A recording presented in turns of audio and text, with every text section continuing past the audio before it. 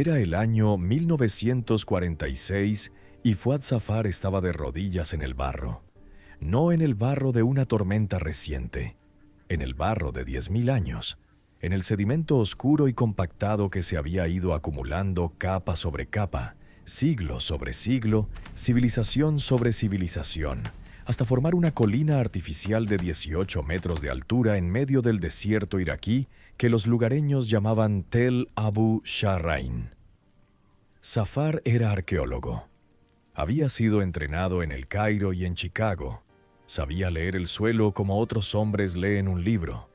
Sabía que cada centímetro de profundidad es aproximadamente un siglo de historia.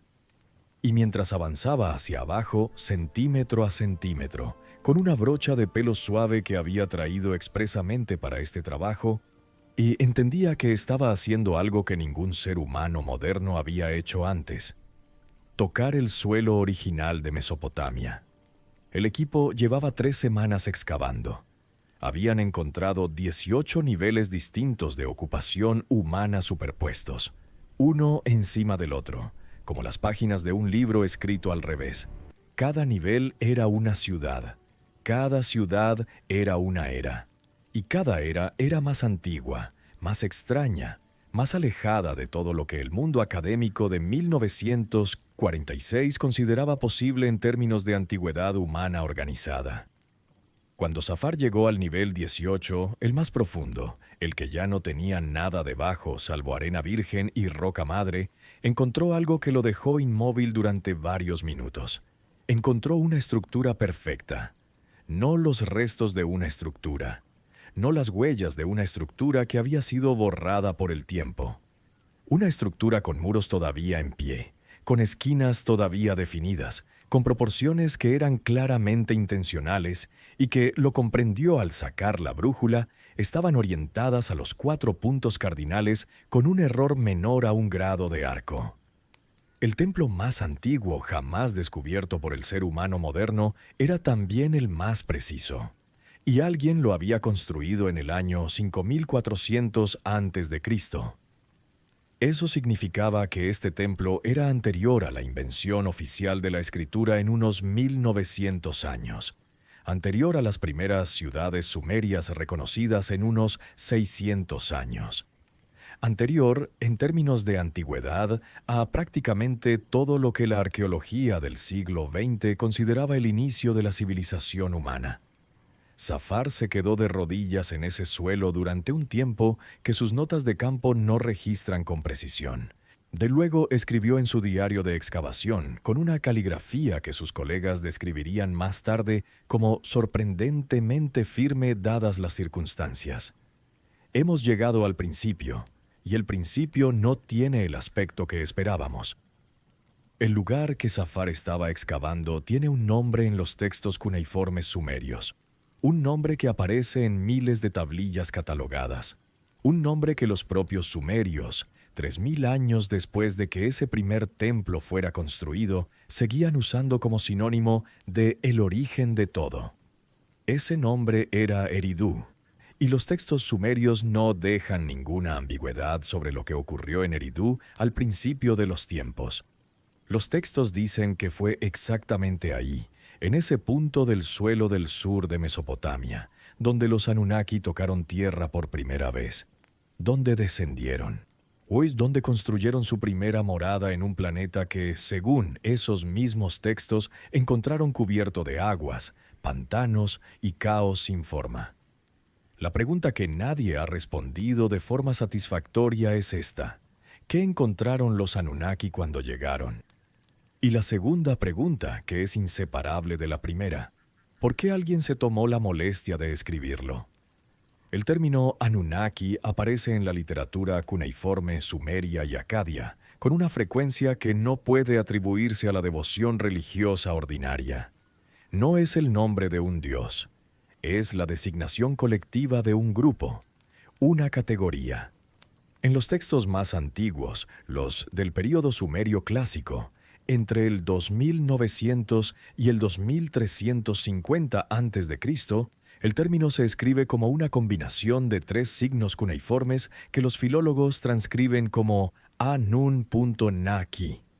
Durante décadas, la traducción académica estándar fue los grandes dioses o los dioses del cielo y la tierra. Una traducción cómoda, genérica, que encajaba bien con la idea de que los sumerios, como todos los pueblos antiguos, habían personificado las fuerzas naturales y les habían dado nombres. Pero en 1976, un filólogo estadounidense llamado Zecharia Sitchin publicó un análisis diferente de esos tres signos. Sitchin no era un académico en el sentido institucional de la palabra. Era un traductor formado en hebreo bíblico y lenguas semíticas antiguas que había dedicado décadas al estudio independiente del cuneiforme. Y su lectura del término Anun-Naki era esta: los de sangre real que descendieron del cielo a la tierra. La comunidad académica rechazó esta lectura de forma rápida y casi unánime. Y las razones de ese rechazo son comprensibles desde un punto de vista filológico. La interpretación de Sitchin forzaba ciertas lecturas de signos que tienen acepciones múltiples, y varios especialistas en sumerio señalaron que la traducción estándar era más coherente con el contexto gramatical de la mayoría de los textos. Pero hay algo que la comunidad académica no rechazó, porque no podía rechazarlo. El hecho de que los Anunnaki, sea cual sea la traducción exacta de su nombre, son descritos en cientos de textos cuneiformes no como fuerzas abstractas de la naturaleza, sino como seres que realizan acciones concretas, que toman decisiones, que discuten entre ellos, que cometen errores, que sienten hambre, que se cansan, y que en un momento determinado de la historia temprana de la Tierra tomaron una decisión que cambiaría para siempre el destino del planeta. Esa decisión fue crear al ser humano.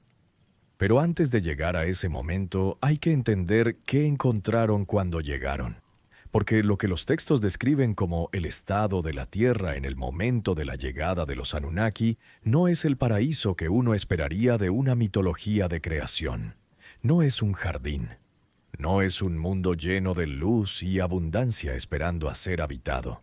Es un mundo que, con la vocabulario de los textos cuneiformes del tercer milenio antes de Cristo, podría describirse perfectamente con una sola palabra moderna: inhabitable. La tablilla VAT 7847, conservada hoy en el Museo de Pérgamo de Berlín, y es uno de los documentos más extraordinarios que la arqueología ha recuperado de Mesopotamia. Es un texto en acadio, la lengua semítica que heredó buena parte del corpus mitológico sumerio, y contiene un fragmento de un relato mucho más largo que los especialistas identifican como parte del ciclo de Enki, el dios sumerio del agua dulce, la sabiduría y la creación.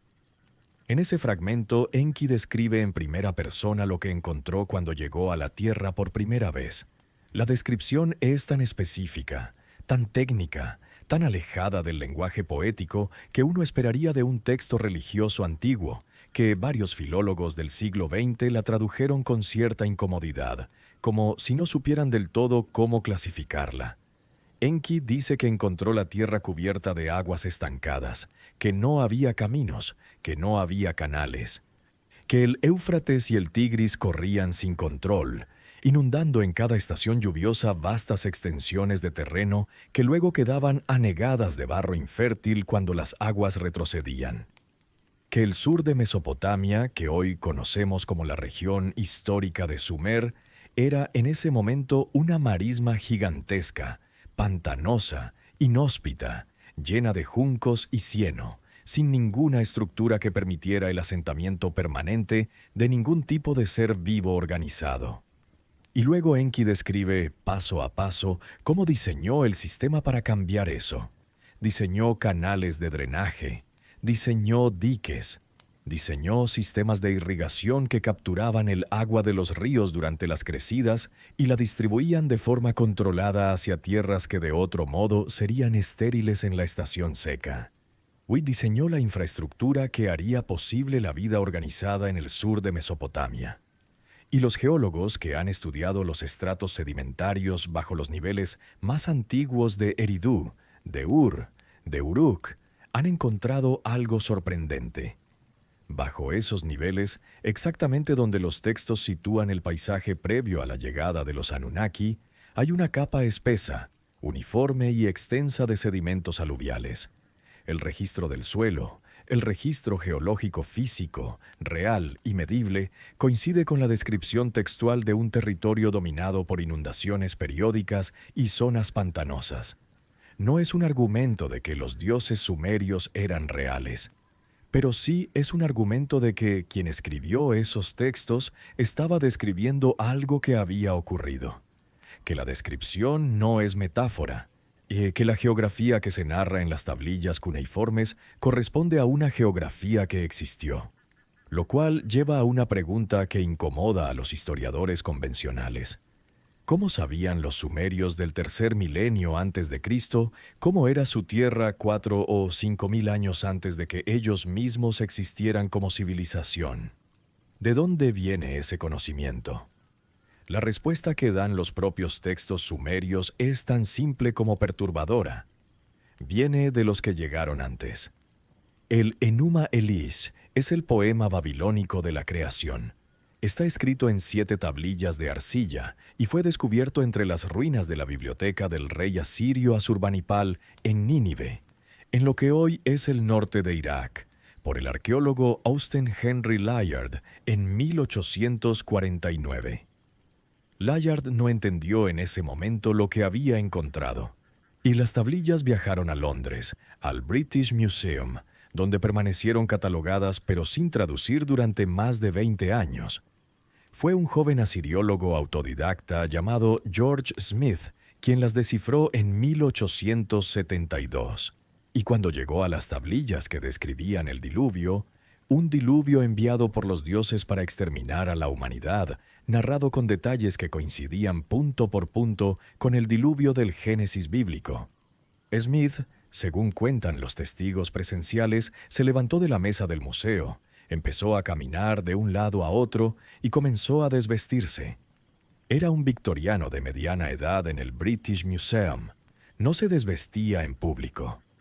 Pero acababa de descubrir que la historia del diluvio bíblico, que la civilización occidental llevaba siglos considerando un texto sagrado único y revelado, y tenía un precedente sumerio que era al menos 1400 años más antiguo. La respuesta de las instituciones religiosas fue predecible. La respuesta de la comunidad académica fue más interesante. Optaron por la reclasificación. El Enuma Elish, dijeron, era mitología. El Génesis era teología. Los dos textos compartían elementos porque las culturas de Oriente Próximo se influían mutuamente, pero eso no significaba que uno fuera la fuente del otro. Era una respuesta razonable, pero ignoraba algo que los propios textos hacen explícito. La diferencia entre la versión sumeria y la versión bíblica no es de grado, es de naturaleza. En la versión bíblica, Dios crea al ser humano a su imagen y semejanza, de manera perfecta y definitiva, mediante un acto de voluntad soberana. En la versión sumeria, ya el proceso de creación del ser humano es exactamente lo contrario. Es largo, es difícil, falla múltiples veces antes de tener éxito. El Atrahasis es uno de los textos cuneiformes más importantes que tenemos.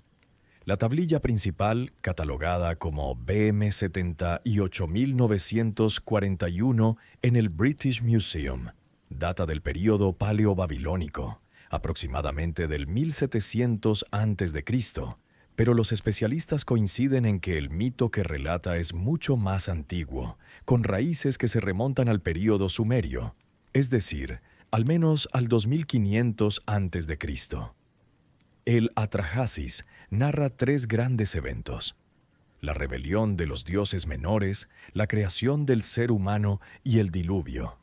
Y la secuencia en que narra esos 3 eventos es crucial para entender lo que los textos sumerios realmente están diciendo sobre el origen de nuestra especie. Antes de que el ser humano existiera, y según el Atrahasis, los Anunnaki mayores, los dioses superiores, los que tomaban las decisiones, habían delegado el trabajo pesado a un grupo de divinidades menores llamadas los Igigui. Los Igigui eran los trabajadores, los que cavaban los canales, los que extraían minerales, los que construían las infraestructuras que el proyecto de los Anunnaki en la Tierra requería. El texto dice que los Igigi trabajaron durante 40 períodos de tiempo, que los especialistas interpretan como 40 años o 40 ciclos de algún tipo, y luego se rebelaron. La rebelión de los Igigui no es una rebelión mítica en el sentido habitual. No hay batalla cósmica, no hay guerra entre el bien y el mal. Es una huelga, es un movimiento laboral. Los Igigui quemaron sus herramientas, enrodearon la casa del dios Enlil, el jefe de los dioses en ese período, y presentaron sus demandas, que el trabajo que a ellos se les había asignado fuera realizado por otros. Enlil convocó una asamblea, y en esa asamblea el dios Enki, que era el especialista en creación biológica, propuso la solución: crear un ser nuevo, un ser capaz de realizar el trabajo físico que los Igigi ya no querían hacer. Un ser suficientemente inteligente para seguir instrucciones complejas, pero suficientemente limitado para no representar una amenaza. Un ser que pudiera cargar el yugo. Esa es la expresión literal que el texto usa. Un ser que pudiera cargar el yugo de los dioses. Y lo que sigue en el texto, la descripción del proceso por el cual ese ser es creado, es lo que pone incómodos a los académicos que estudian este corpus sin el filtro previo de la mitología comparada. Enki y una diosa llamada Ninhursag, cuyo nombre significa Señora de las Montañas, o en algunas lecturas, Señora del Vientre Sagrado, se ponen a trabajar. El texto describe sesiones de creación, describe especímenes que son producidos y examinados, y describe con una especificidad que no tiene paralelo en ninguna otra cosmogonía antigua los fracasos. Algunos de los primeros especímenes son ciegos, otros son estériles, otros tienen extremidades que no funcionan correctamente. Hay uno que no puede retener la orina. Hay otro cuya piel está dañada. El texto los enumera uno por uno. Los describe. Los muestra siendo presentados a los dioses presentes en la asamblea que los observan y los juzgan. En ninguna otra tradición cosmogónica del mundo antiguo aparece este elemento. La creación por ensayo y error, el fracaso secuencial, el ajuste técnico entre intento e intento hasta llegar a un modelo funcional. En la mitología griega los dioses crean por decreto. En la cosmogonía egipcia el dios primordial crea por ejaculación o por su propia sombra. En la cosmogonía hebrea Dios habla y las cosas existen. El fracaso no es una categoría que aparezca en ninguna de estas tradiciones porque el fracaso sería incompatible con la omnipotencia divina. Pero en la tradición sumeria los dioses no son omnipotentes, son poderosos, son sabios, pero están limitados por la naturaleza misma del material con el que trabajan. Y el material con el que trabajan, en el caso de la creación del ser humano, es biológico. O el Atrahasis describe el material específico con el que se crea al ser humano. Arcilla mezclada con la sangre de un dios. El dios que aporta su sangre no es un dios voluntario, es un dios ejecutado. Se llama Kingu y era el líder de las fuerzas enemigas en la guerra que precede a la creación en el ciclo del Enuma Elish. Kingu es capturado, juzgado y ejecutado específicamente para extraer su sangre y utilizarla en el proceso de creación del ser humano. El Enuma Elish, tablilla sexta, líneas 1 a 8, lo describe así. Los dioses mezclaron su sangre con arcilla para crear al ser humano primitivo, que en sumerio se llama Luyu.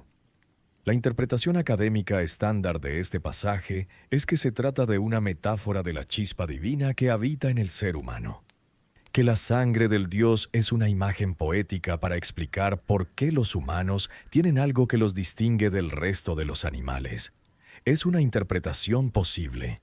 Pero hay otra interpretación que los propios textos, con su insistencia en los fracasos secuenciales, en la especificidad técnica del proceso, en la distinción entre los primeros especímenes defectuosos y el modelo final exitoso, parecen sugerir con más fuerza que alguien, hace aproximadamente 4.500 años, estaba describiendo de la mejor manera que su sistema de escritura permitía un proceso que hoy llamaríamos manipulación genética. No como ciencia ficción, como recuerdo. La Lista Real Sumeria es otro de esos documentos que ponen a los historiadores en una posición incómoda. Se conserva en varios ejemplares, el más famoso de los cuales es el prisma de Weld Blundell, catalogado como W-62, que se encuentra en el Ashmolean Museum de Oxford. Es un prisma de arcilla de 4 lados, de unos 20 centímetros de alto, inscrito por las 4 caras con texto cuneiforme apretado y preciso. Data aproximadamente del 2100 a.C., aunque el texto que contiene es claramente una compilación de fuentes más antiguas. La Lista Real Sumeria es exactamente lo que su nombre indica, una lista de reyes. Una lista de todos los reyes que gobernaron Sumer y las ciudades de Mesopotamia desde el principio de los tiempos hasta el momento en que fue compilada. Y aquí está el problema. Los primeros 8 reyes de la lista gobernaron durante un total de 241.200 años. No es un error de traducción. Los especialistas han comprobado las matemáticas repetidamente. Y los números están ahí, claros, en los signos cuneiformes del prisma. Y no solo eso, los números son aritméticamente consistentes. Es decir, no son números aleatorios escritos de forma imprecisa por algún escriba entusiasta. Son números exactos, que pueden sumarse para obtener el total, y que reflejan una contabilidad interna coherente. El primer rey de la lista se llama Alulim. Gobernó en Eridú. Exactamente en Eridú, el mismo lugar donde Fuad Zafar encontraría miles de años después el templo más antiguo y más preciso del mundo. Y Alulim gobernó, según la lista, durante 28.800 años. El octavo rey de la lista, el último de los que gobernaron antes del diluvio, se llama Ubartutu. También gobernó en Eridú, o en Shuruppak, según otras versiones, y su reinado fue de 18.600 años. La Academia ha propuesto varias explicaciones para estos números. La más extendida es que los números son simbólicos, que los babilónicos y sumerios usaban la numerología de la misma manera que los textos hebreos usan las edades de los patriarcas en el Génesis, donde Matusalén vive 969 años. Que se trata de una convención cultural para indicar que esos reyes pertenecen a un tiempo mítico, anterior al tiempo histórico medible. Es posible, pero hay algo en esa explicación que resulta insatisfactorio cuando se mira de cerca. La explicación numerológica funciona bien para las edades de los patriarcas bíblicos, porque esas edades no tienen una consistencia aritmética interna obvia. Son números grandes, simbólicos, imprecisos en sus implicaciones. Pero los reinados de la lista real sumeria son diferentes. Los números de la lista son múltiplos exactos de 3.600, que en el sistema sexagesimal sumerio era la unidad de tiempo más grande, llamada Sar. Y los Sar se dividen en Nerú, unidades de 600 años, que a su vez se dividen en Shosu, unidades de 60 años. Toda la aritmética de los reinados prediluvianos en la lista real sumeria es perfectamente consistente con el sistema numérico sumerio. No hay errores, no hay imprecisiones. Alguien, en algún momento, calculó esos números con cuidado, usando el sistema matemático que tenían a su disposición. Y la pregunta que eso genera no es, ¿son reales esos reinados? La pregunta es, ¿qué estaban contando exactamente? ¿Qué era un zar de gobierno para los sumerios? ¿Por qué eligieron esa unidad específica para medir el tiempo de los primeros gobernantes? ¿Y por qué sintieron la necesidad de distinguir tan claramente entre los gobernantes de antes del diluvio y los de después? porque esa distinción es fundamental en el texto. La lista tiene una frase que los especialistas consideran una de las más importantes de toda la literatura cuneiforme. Es una frase que aparece exactamente a la mitad de la lista, entre el 8º y el 9º rey. El diluvio arrasó todo. Después del diluvio, la realeza descendió de nuevo desde el cielo.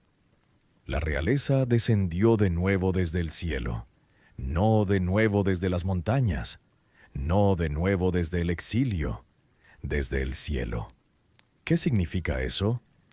La respuesta que los textos sumerios dan, si se leen sin el filtro previo de la mitología comparada, es que los gobernantes de antes del diluvio no eran humanos, o no eran completamente humanos. Eran seres que vivían escalas de tiempo que los humanos no viven, que poseían conocimientos que los humanos no poseían, y que en algún momento, por razones que los textos atribuyen a la decisión de los dioses mayores, fueron retirados de la superficie de la tierra. Y después del diluvio, algo diferente tomó el control, algo más parecido a nosotros. Los números de la lista real cambian radicalmente después del diluvio. El primer rey postdiluviano que se menciona gobernó 1200 años. El siguiente, 960. El siguiente, 900. Los números siguen siendo grandes en términos humanos, pero ya no son astronómicos. Y conforme la lista avanza hacia el período histórico, los reinados se vuelven cada vez más cortos, cada vez más comparables con lo que entendemos como una vida o una generación humana ordinaria. Es como si la lista estuviera describiendo una transición, un proceso de normalización. Un mundo que pasa de ser gobernado por seres que no mueren en escalas humanas de tiempo a ser gobernado por seres cada vez más parecidos a nosotros. La pregunta que nadie ha respondido con satisfacción es: ¿por qué un escriba sumerio del año 2100 a.C.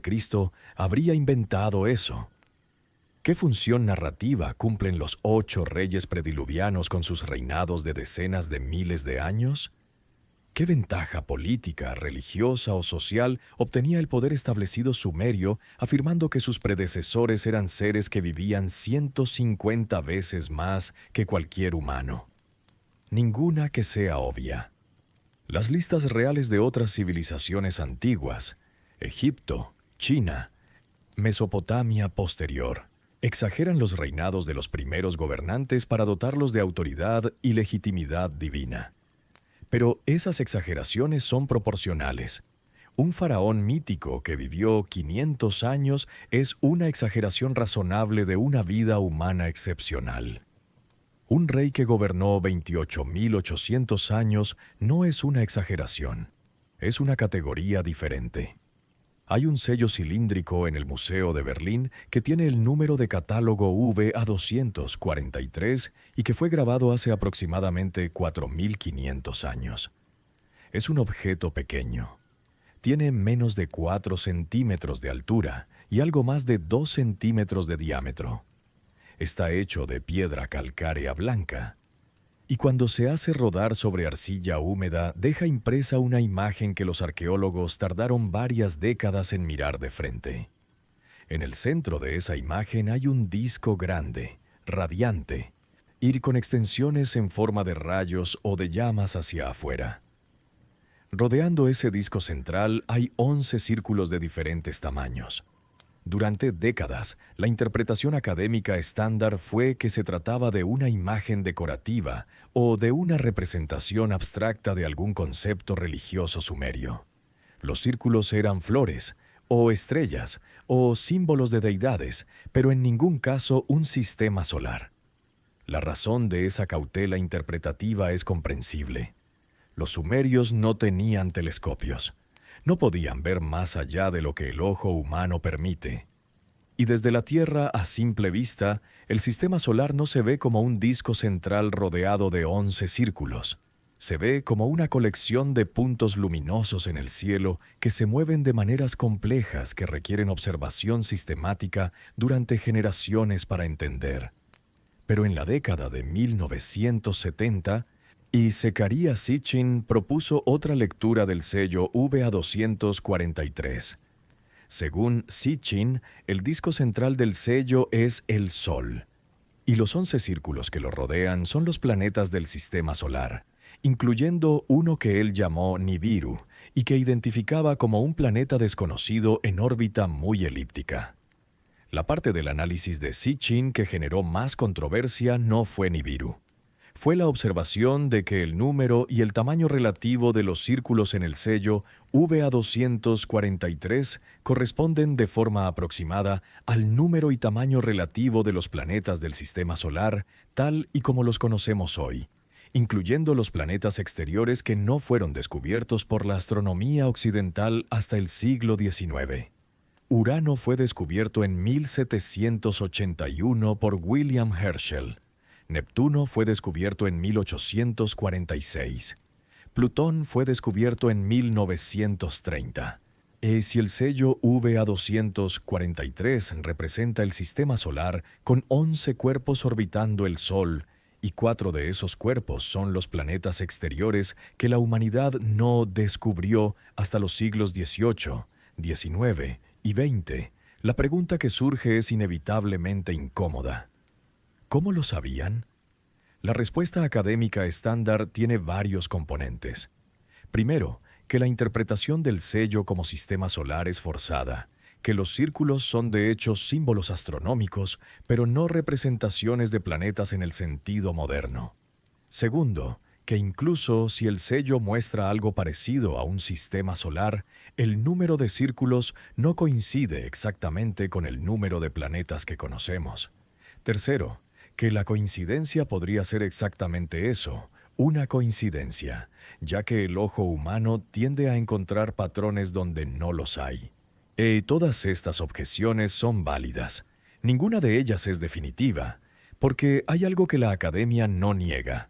Los sumerios tenían un conocimiento astronómico que excede significativamente lo que se podría esperar de una civilización sin telescopios. Los textos cuneiformes muestran que los sumerios conocían el ciclo de precesión de los equinoccios, de 25.920 años, que requiere observación astronómica sistemática durante siglos para poder identificarse. Conocían los ciclos de Venus con una precisión que solo fue superada por la astronomía occidental en el siglo XVII. Sabían calcular eclipses lunares con exactitud.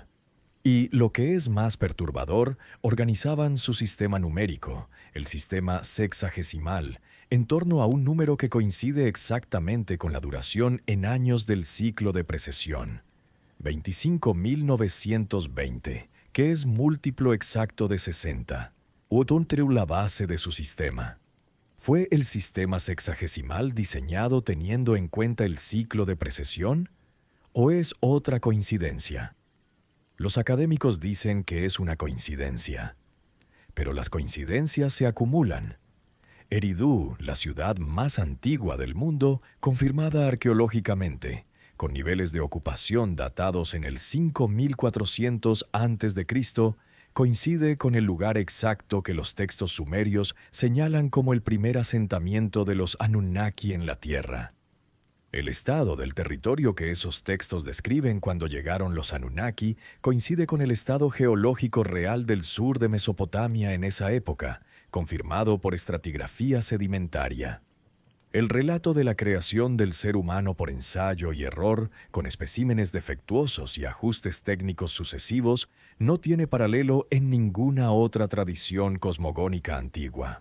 Y el conocimiento astronómico sumerio excede en varios órdenes de magnitud lo que cabría esperar de una civilización que, según la historia oficial, surgió de comunidades agrícolas dispersas en el creciente fértil. Para entender qué encontraron los Anunnaki cuando llegaron, hay que entender primero qué era la Tierra antes de ellos. Y para eso hay un texto que los especialistas consideran uno de los más importantes del corpus cuneiforme, pero que rara vez aparece en los debates públicos sobre Sumeria: el poema de Enki y el orden del mundo. Este poema, cuya versión más completa fue reconstruida a partir de fragmentos conservados en la Universidad de Filadelfia y en el Museo de Oriente Antiguo de Estambul, describe en primera persona cómo Enki organizó el mundo. y lo que hace esa descripción especialmente notable es su estructura. Din no es una descripción de creación en el sentido metafísico. Es una descripción de ingeniería. Enki no crea el mundo de la nada. Enki organiza un mundo que ya existe, pero que está en caos. Y la manera en que lo organiza es asignando funciones específicas a cada dominio. A los ríos, a los pantanos, a las planicies, a las montañas, a los cultivos, al ganado, a los rituales. Y a cada dominio le asigna un encargado, un ser con capacidad de gestión que recibe los instrumentos necesarios para cumplir su función. Los especialistas llaman a estos instrumentos los Me sumerios. El término se pronuncia como Me y no tiene una traducción única al español. Se ha traducido como normas divinas, poderes cósmicos, decretos del destino. Pero lo que los textos dicen de los Me es algo mucho más concreto. Son objetos, o algo que funciona como objetos. Pueden sostenerse, transferirse, robarse, perderse. En el poema de Inanna y Enki, la diosa del amor y la guerra viaja a la casa de Enki, lo seduce, lo emborracha y le roba los Me mientras está inconsciente. Y los Me que Inanna roba no son conceptos abstractos, son la realeza, el sacerdocio, el descenso al inframundo, el ascenso desde el inframundo, la lira, el tam-tam, las artes del carpintero, las artes del herrero, las artes del curtidor, las artes del tejedor, la comprensión, la atención, los fuegos sagrados, las herramientas de los dioses, las técnicas de disputa y decisión, la música y el himno. Alguien que escuchara esto en el año 2000 a.C. lo entendería como un poema mítico sobre poderes divinos.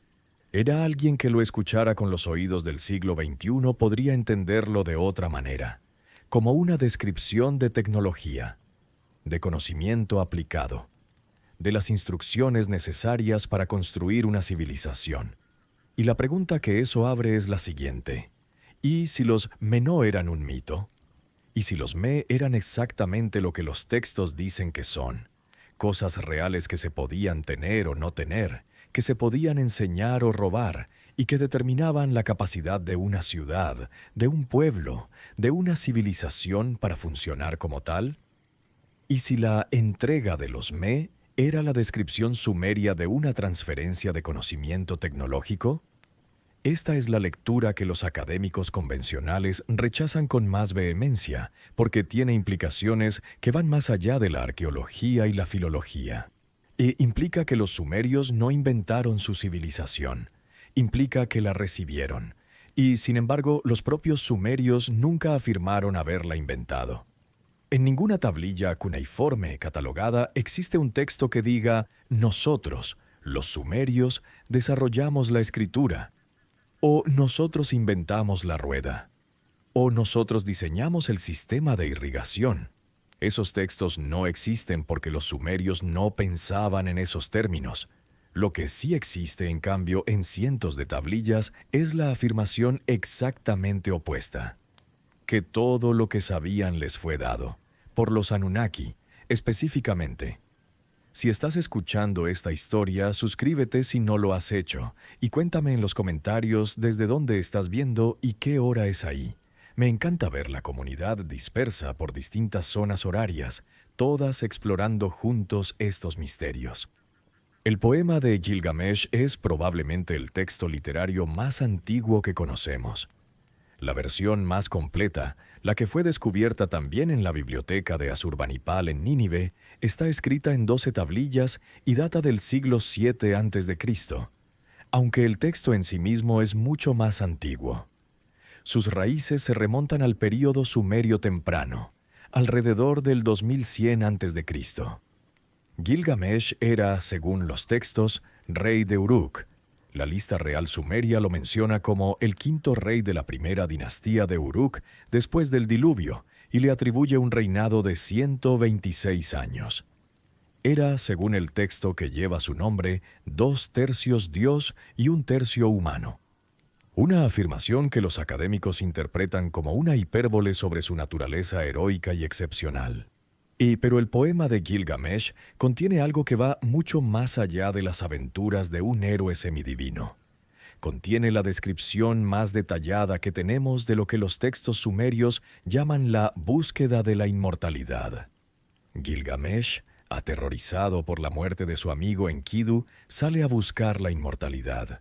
Y en su búsqueda llega hasta un lugar que los textos describen como la morada de los dioses, donde encuentra a un hombre llamado Utnapishtim, que sobrevivió al diluvio y que los dioses le concedieron la vida eterna como recompensa.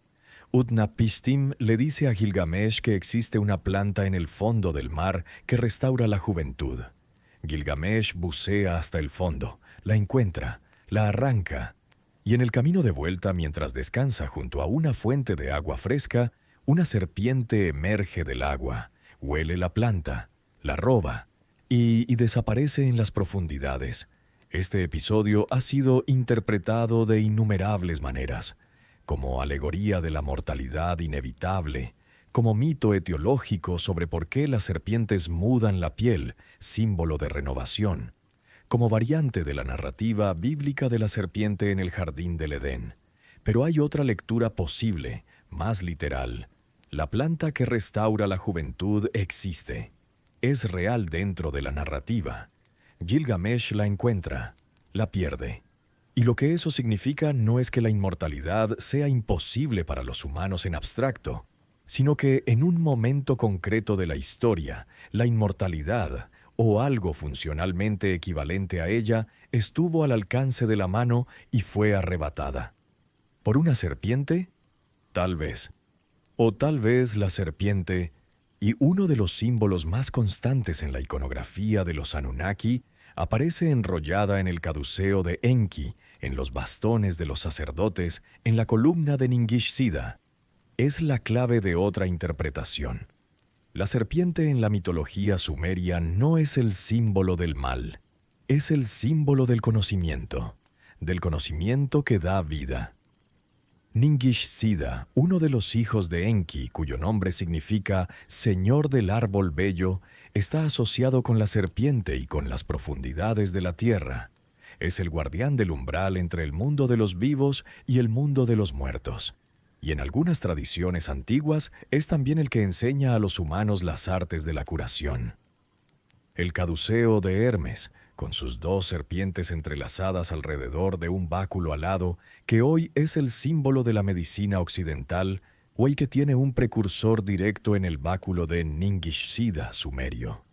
Las dos serpientes entrelazadas, que los especialistas en iconografía médica a veces confunden con el bastón de Asclepio griego, tienen su origen más antiguo en la iconografía sumerio-acadia del tercer milenio antes de Cristo. ¿Qué significa que el símbolo más antiguo de la medicina occidental provenga directamente de la iconografía de un dios sumerio asociado con la serpiente, el conocimiento y el umbral entre la vida y la muerte? No lo sabemos con certeza, pero la continuidad es real y la continuidad importa. Volver a la pregunta original, ¿qué encontraron los Anunnaki cuando llegaron? Los textos dicen que encontraron agua y caos, que encontraron un planeta sin caminos, sin canales, sin estructura, que encontraron un territorio que era geológicamente hostil al asentamiento permanente, y que lo primero que hicieron antes de cualquier otra cosa fue construir. La ciudad de Eridu no fue la única que construyeron. Los textos sumerios mencionan 5 ciudades primordiales. Eridu fue la primera. Luego vinieron Bad-Tibira, Larak, Sipar y Shuruppak. Estas 5 ciudades son las que existían según la lista real sumeria antes del diluvio, y cada una de ellas tenía una función específica dentro del sistema que los Anunnaki establecieron. Eridu era el centro de gobierno y de conocimiento de Enki. Bad-Tibira era el centro metalúrgico, donde se trabajaban los metales. Larak era el cuartel general militar. Sipar era el centro astronómico, desde donde se observaba el cielo y se calculaban los ciclos planetarios. Y Shuruppak era el granero central, el lugar donde se almacenaban los excedentes agrícolas. Esta distribución de funciones no es una distribución aleatoria.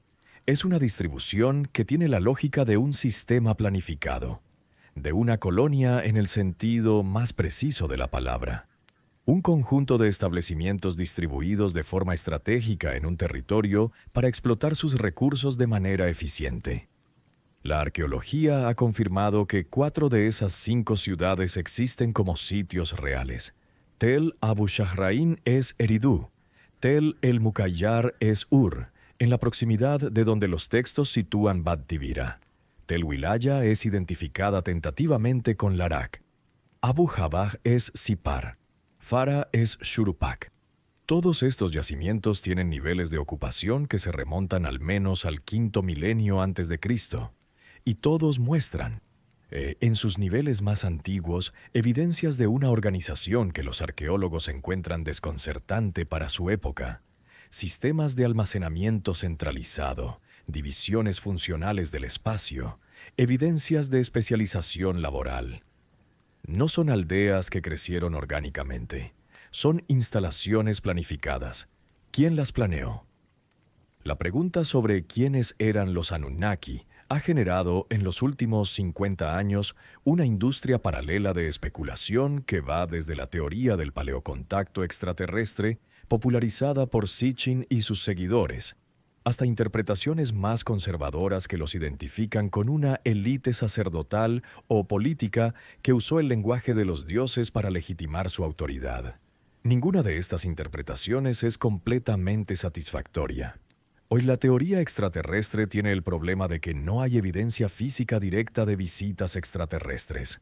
El hecho de que los textos describan a los Anunnaki como seres que descendieron del cielo no es por sí solo prueba de nada, porque prácticamente todas las tradiciones religiosas del mundo describen a sus dioses como provenientes del cielo o de algún dominio sobrenatural.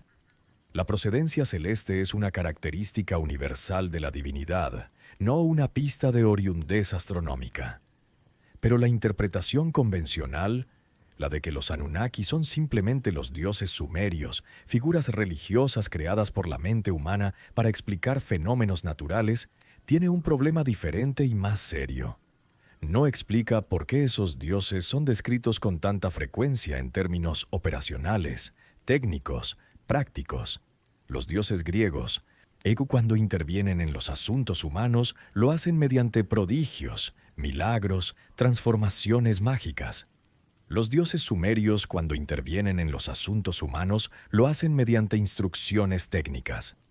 Le dicen a Noé, que en la versión sumeria del diluvio se llama Siusudra o Atrahasis, exactamente cómo construir el barco, con qué dimensiones, con qué materiales, con qué procedimiento de impermeabilización. Le dicen cómo calcular cuánto alimento necesita, cómo distribuir el peso, cómo orientar la embarcación. Eso no es el lenguaje de la mitología, es el lenguaje de la ingeniería. Y esa diferencia de tono y de vocabulario es algo que los especialistas en religiones comparadas han notado desde hace mucho tiempo, aunque rara vez extraen de ello la conclusión más obvia. El diluvio es el punto de inflexión de toda la cosmología sumeria. Es el momento que separa el tiempo de los Anunnaki del tiempo de los humanos. El momento en que el mundo tal y como había sido diseñado y gestionado por los dioses fue barrido y tuvo que empezar de nuevo. El relato sumerio del diluvio es el más antiguo que conocemos. La versión del Atrahasis es anterior al diluvio bíblico del Génesis en al menos 1400 años. Y hay diferencias entre ambas versiones que son más reveladoras que las similitudes. En la versión bíblica, el diluvio es una decisión de Dios motivada por la maldad de los humanos. Es un juicio moral. Es un acto de purificación ética. En la versión sumeria del Atrahasis, la situación es más compleja y, en cierto modo, más honesta. Hoy los dioses deciden enviar el diluvio no porque la humanidad sea malvada, sino porque hace demasiado ruido. Esta es probablemente la razón más prosaica para exterminar una especie que aparece en ninguna tradición cosmogónica del mundo. Y sin embargo, es la razón que dan los textos sumerios. El texto dice que los humanos se habían multiplicado tanto y hacían tanto ruido. La palabra sumeria que se usa es hubburu, que significa precisamente ruido, tumulto, algarabía, que los dioses no podían dormir. Enlil, en particular, estaba furioso. Convocó la asamblea y propuso el diluvio como solución. Pero no todos los dioses estaban de acuerdo. Enki se opuso, no porque le importara la humanidad en términos morales, sino porque la humanidad era su creación. Era su proyecto. Destruirla equivaldría a destruir su obra. Y Enki encontró una manera de salvar a uno de los humanos sin desobedecer formalmente el decreto de la asamblea. Le habló a Atrahasis a través de la pared de su cabaña. El texto es explícito en este detalle. Enki no le habla directamente a Atrahasis. Le habla a la pared de caña para que Atrahasis lo escuche sin que pueda decirse que Enki le ha dado órdenes directamente. Y le explicó lo que debía hacer. Esta sutileza narrativa es notable. Enki no desobedece a la asamblea de los dioses, encuentra una laguna técnica, una manera de cumplir la letra del decreto mientras viola su espíritu. Es exactamente el tipo de comportamiento que esperaríamos de un ser político, inteligente, que opera dentro de un sistema de normas y limitaciones, no de un dios omnipotente. Y cuando el diluvio terminó, Atrahasis salió de su barco y ofreció un sacrificio. Los dioses se reunieron alrededor del olor del sacrificio, porque, según el texto, tenían hambre. El diluvio había eliminado a los humanos, y sin humanos no había nadie que produjera comida para los dioses. Los dioses, en el sistema sumerio, dependían de los humanos para alimentarse. Ese es un concepto que no tiene paralelo en ninguna otra tradición teológica del mundo. Los dioses griegos se alimentan de néctar y ambrosía, sustancias divinas que no dependen de la producción humana.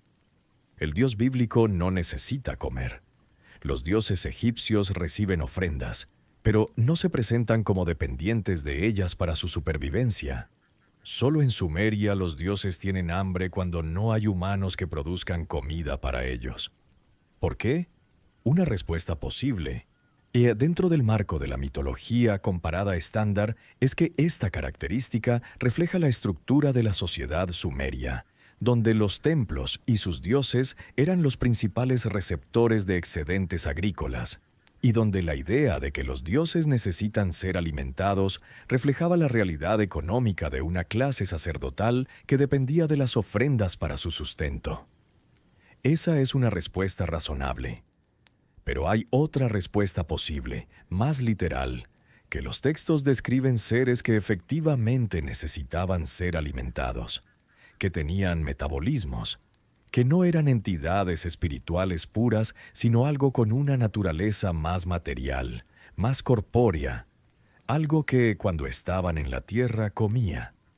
La imagen que surge de los textos sumerios cuando se leen en conjunto en lugar de analizar fragmentos aislados, no es la de una religión politeísta convencional, es la de una descripción de gestión colonial. Un grupo de seres superiores en conocimiento y capacidad llega a un planeta, lo evalúa, lo reorganiza según sus necesidades, crea una especie de trabajadores para hacer el trabajo pesado, organiza esa especie en ciudades y sistemas de producción, extrae de ella un tributo en forma de alimento y trabajo, y eventualmente, por razones que los textos no explican del todo, se retira. O es ocultada, o es olvidada. No hay en los textos cuneiformes un momento en que los Anunnaki anuncien su partida. No hay un texto que diga, los dioses se fueron y nosotros nos quedamos solos. Lo que sí hay es un proceso gradual de distanciamiento. Los dioses que en los textos más antiguos hablan directamente con los humanos, que dan instrucciones directamente, que intervienen directamente en los asuntos del mundo, van volviéndose progresivamente más remotos en los textos más tardíos. Sus comunicaciones llegan a través de intermediarios, sacerdotes, profetas, sueños, señales celestiales. Es como si la distancia entre los Anunnaki y los humanos hubiera aumentado con el tiempo, como si lo que en el principio era una relación directa y cercana se hubiera ido convirtiendo siglo a siglo en una relación cada vez más mediada, más ritualizada, más simbólica, hasta convertirse en religión. Hay un filólogo alemán llamado Wolfram von Soden que dedicó 50 años de su vida a compilar el más completo diccionario de acadio que existe, el Akkadisches Handwörterbuch, publicado entre 1965 y 1981. Von Soden era uno de los más rigurosos especialistas en lenguas cuneiformes del siglo XX. Y en un ensayo de 1970 que rara vez se cita en los debates populares sobre Sumeria, von Soden escribió algo que lleva décadas resonando en los márgenes de la academia.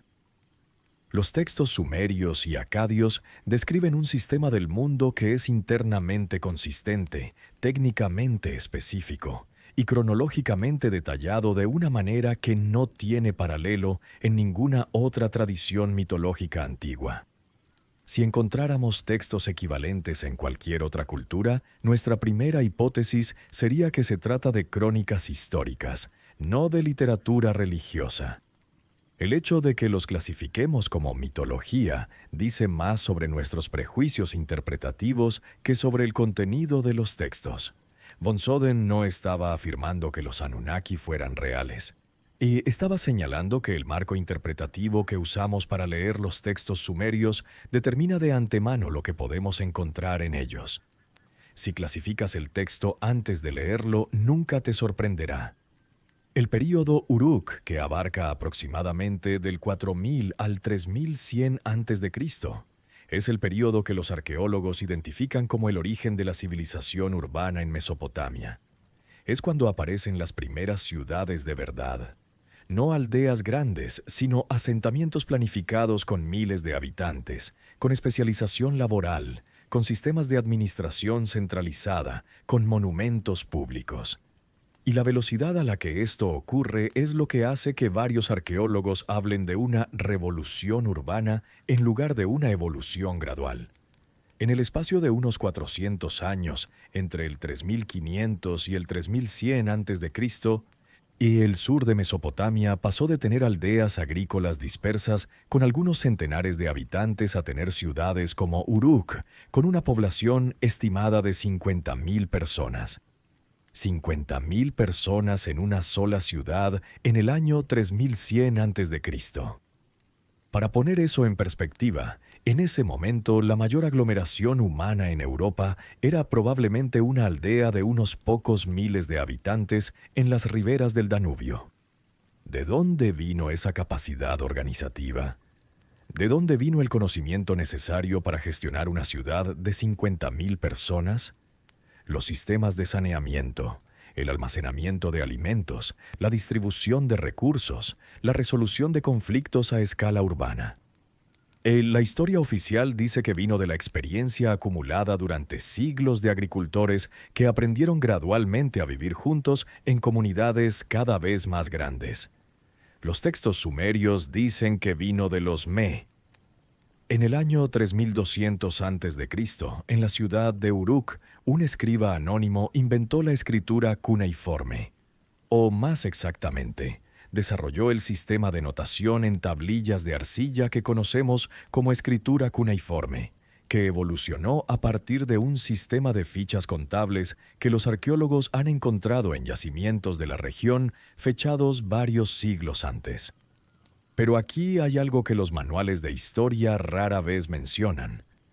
La escritura cuneiforme no apareció gradualmente, símbolo por símbolo durante siglos. Apareció en un estado ya relativamente maduro. Las primeras tablillas de escritura que conocemos no muestran los titubeantes primeros pasos de un sistema en desarrollo. Muestran un sistema que ya funciona, que ya puede representar conceptos abstractos, que ya tiene convenciones establecidas. Los paleólogos que estudian el origen de la escritura hablan de esto con cierta incomodidad. La curva de aprendizaje de la escritura cuneiforme no coincide con lo que esperaríamos de una invención humana espontánea. Es como si alguien hubiera empezado a escribir ya sabiendo hacerlo, en lugar de ir descubriendo cómo hacerlo por ensayo y error. ¿De dónde viene ese conocimiento previo? ¿Qué estaban registrando exactamente los primeros escribas sumerios? ¿Y a quién iba dirigida esa información? Las tablillas más antiguas que conocemos son registros administrativos. Cantidades de cebada, ponen números de ovejas, listas de trabajadores, son exactamente el tipo de registros que necesitaría un sistema de gestión económica a gran escala. No son textos religiosos, no son poemas, son hojas de cálculo, lo cual sugiere que la escritura no fue inventada para contar historias. Fue inventada para gestionar recursos. ¿Los recursos de quién?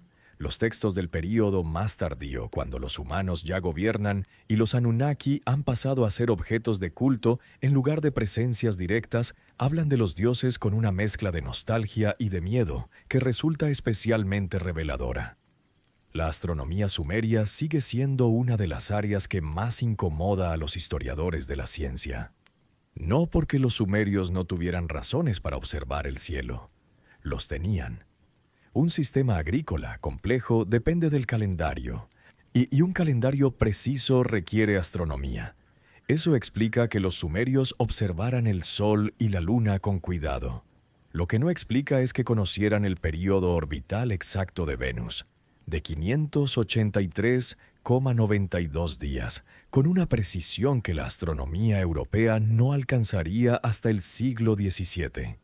Lo que no explica es que sus tablas astronómicas incluyeran predicciones de eclipses lunares que se han verificado retrospectivamente como correctas. Lo que no explica es que su sistema numérico, el sexagesimal, sea tan perfectamente adecuado para el cálculo astronómico que los matemáticos modernos todavía lo usan para medir ángulos y tiempo. 60 segundos en un minuto. 60 minutos en una hora. 360 grados en un círculo. Todos estos son números relacionados con el sistema sexagesimal sumerio. Y todos estos son números que funcionan de manera extraordinariamente eficiente para los cálculos astronómicos. ¿Es una coincidencia? ¿O es que el sistema sexagesimal fue diseñado por alguien que ya sabía lo que necesitaba calcular? En 1950, el matemático Otto Neugebauer, que es probablemente el mayor experto en historia de las matemáticas antiguas que ha existido, publicó un análisis de las tablillas matemáticas babilónicas que siguen siendo la continuación directa de la tradición matemática sumeria. Neugebauer mostró que los babilónicos conocían lo que hoy llamamos el teorema de Pitágoras, la relación entre los lados de un triángulo rectángulo, al menos 1000 años antes de que Pitágoras naciera. Tenían tablas de raíces cuadradas, conocían aproximaciones de pi, podían resolver ecuaciones de segundo grado. Ninguna de estas capacidades matemáticas tiene una explicación evolutiva satisfactoria dentro de la historia convencional. No hay un período intermedio que muestre el desarrollo gradual de esas capacidades a partir de matemáticas más simples. Aparecen en el registro arqueológico ya formadas. Neugebauer no extrajo de esto ninguna conclusión heterodoxa. Era un matemático y un historiador, no un especulador. Simplemente documentó lo que encontró y dejó que los datos hablaran. Los datos siguen hablando. Hay un debate académico que raramente llega al público general, pero que es uno de los más interesantes de la arqueología contemporánea. El debate sobre si la civilización sumeria surgió de forma independiente o si tiene antecedentes en otra tradición cultural. Durante mucho tiempo la respuesta fue que surgió de forma independiente. Y Mesopotamia, el Nilo, el Indo y el Huanghe eran las 4 cunas de la civilización, cada una desarrollada de forma autónoma en respuesta a las condiciones específicas de su entorno geográfico. Pero en las últimas décadas, los arqueólogos han encontrado algo que complica esa imagen. Conexiones entre estas culturas que son anteriores a lo que se pensaba. No copias de una sobre otra, sino puntos de contacto, de intercambio, que sugieren que el mundo del 4.º milenio antes de Cristo era más comunicado de lo que imaginábamos. La cultura Uruk, que es la cultura sumerio-mesopotámica del período de máxima expansión prediluviana, llegó a tener colonias o centros comerciales en lo que hoy es el sur de Turquía, el norte de Siria, el oeste de Irán. No mediante conquista militar, mediante comercio, mediante intercambio de tecnología y mediante la exportación de sus sistemas administrativos. Los sellos cilíndricos de tipo Uruk, con sus motivos iconográficos específicos, aparecen en yacimientos a centenares de kilómetros del núcleo mesopotámico. Las tablillas de arcilla con notación protocuneiforme aparecen en sitios que no son centros urbanos sumerios. La cultura que nació en el delta del Éufrates y el Tigris se expandió hacia afuera con una velocidad y una consistencia que los arqueólogos todavía están tratando de explicar. ¿Qué exportaba la cultura Uruk que hacía que otras culturas la adoptaran con tanta rapidez? La respuesta más probable es el sistema de gestión. El conjunto de técnicas administrativas, contables, urbanísticas que permitían organizar grandes poblaciones de forma eficiente. Los en sentido literal y en sentido figurado. Y si eso es correcto, entonces la expansión de la cultura Uruk en el cuarto milenio antes de Cristo no es solo la expansión de una civilización entre otras, es la primera gran globalización de la historia. El momento en que un sistema de organización humana se convirtió en el modelo al que todas las demás culturas del entorno se fueron adaptando. Un sistema que, según los propios sumerios, no habían inventado. La cuestión de quién construyó Eridu es más compleja de lo que parece. Fuad Safar, cuando completó su informe de excavación en 1949, describió 18 niveles de ocupación continua, desde el 5400 hasta el 2900 antes de Cristo aproximadamente. Eso significa que el mismo lugar fue continuamente habitado y reconstruido durante 2500 años seguidos. Cada generación construyó sobre las ruinas de la anterior. Y cada templo fue demolido y reconstruido en el mismo lugar, orientado de la misma manera, con el mismo eje cardinal. Durante 2500 años. ¿Por qué ese lugar? ¿Por qué ese punto específico en el suelo del sur de Mesopotamia? No había nada geológicamente especial en él que justificara esa elección. No había agua subterránea especialmente abundante. No había recursos minerales. No había una posición estratégica obvia desde el punto de vista militar o comercial. Los textos sumerios dicen que ese lugar era especial porque era donde los Anunnaki habían elegido establecerse primero, porque era su primera morada. ¿Es eso una tradición inventada retrospectivamente para dotar de sacralidad a un lugar que ya era importante por otras razones? ¿O es el recuerdo, transmitido durante 2500 años de construcción continua, y de que ese punto específico del suelo tenía una importancia que precedía a la memoria histórica humana? No lo sabemos.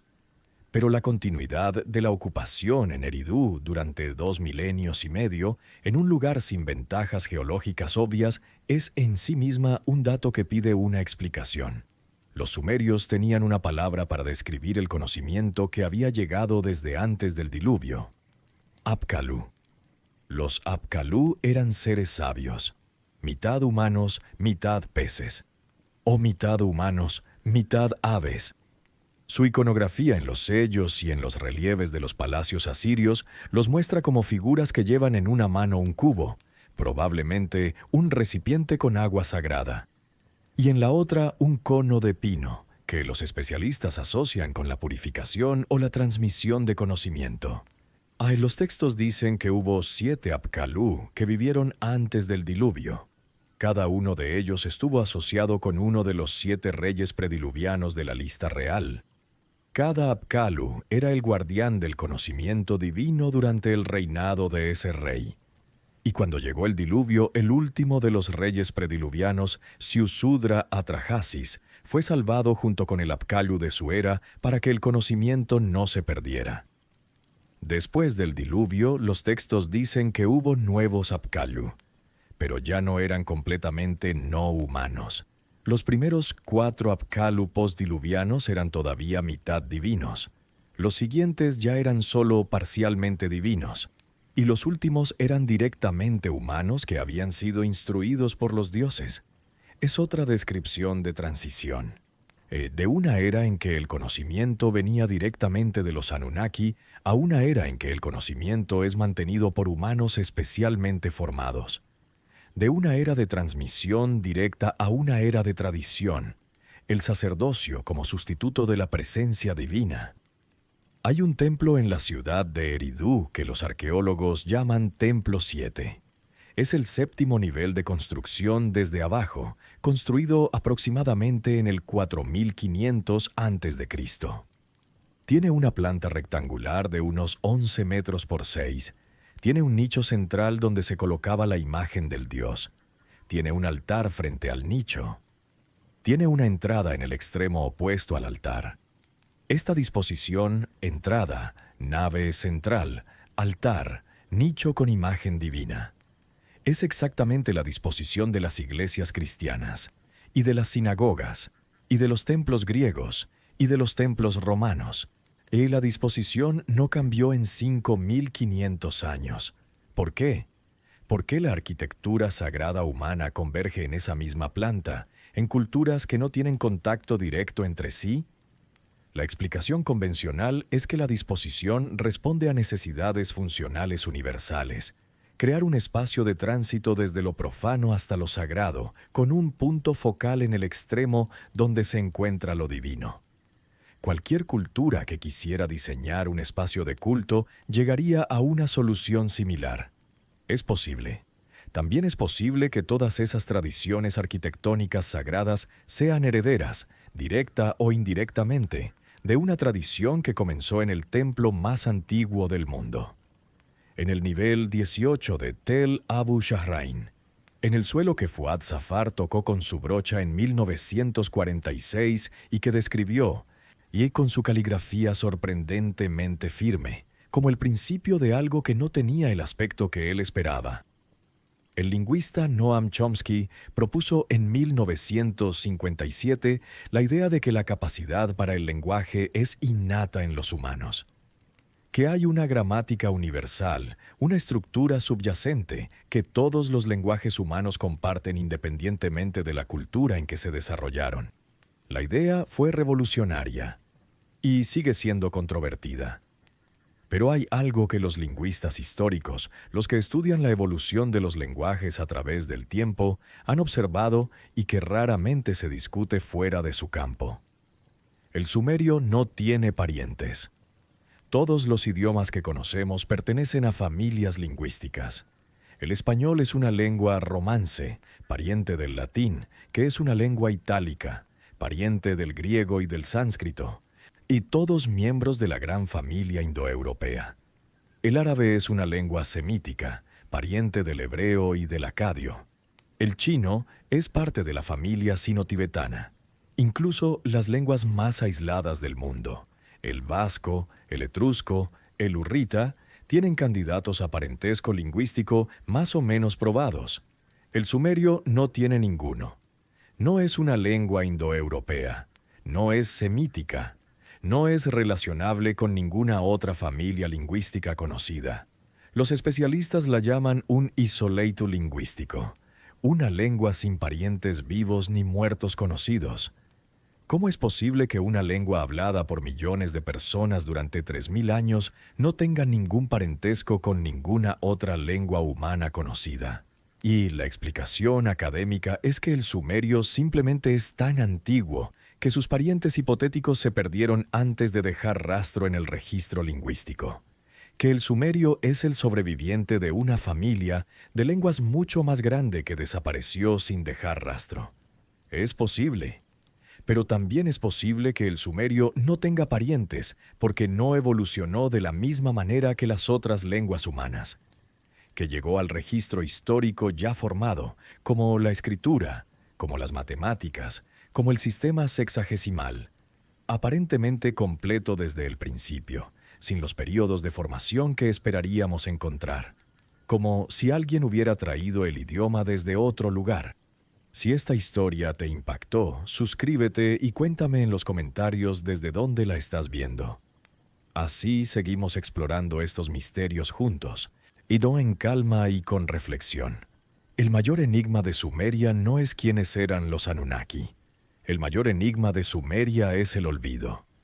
¿Cómo se olvida todo esto? Los textos cuneiformes están ahí, catalogados en el British Museum, en la Universidad de Pensilvania, en el Museo de Pérgamo, en el Museo de Estambul, en el Museo Nacional de Irak antes de que la guerra los dispersara. Decenas de miles de tablillas, cientos de miles de líneas de texto, una civilización entera que dejó registro escrito de prácticamente todo lo que pensó, hizo, creyó, temió, deseó y recordó. Y sin embargo, la imagen que la mayor parte del mundo tiene de Sumeria es vaga, fragmentada, reducida a algunas palabras. Escritura cuneiforme, rueda, sigurat, Mesopotamia. Conceptos que flotan sin contexto, sin vida, sin la densidad que los textos mismos les dan. ¿Por qué? Parte de la respuesta es geográfica e histórica. Mesopotamia estuvo bajo dominio otomano hasta el siglo XX, y los yacimientos arqueológicos de Irak son algunos de los más difíciles de excavar y de los más afectados por inestabilidad política.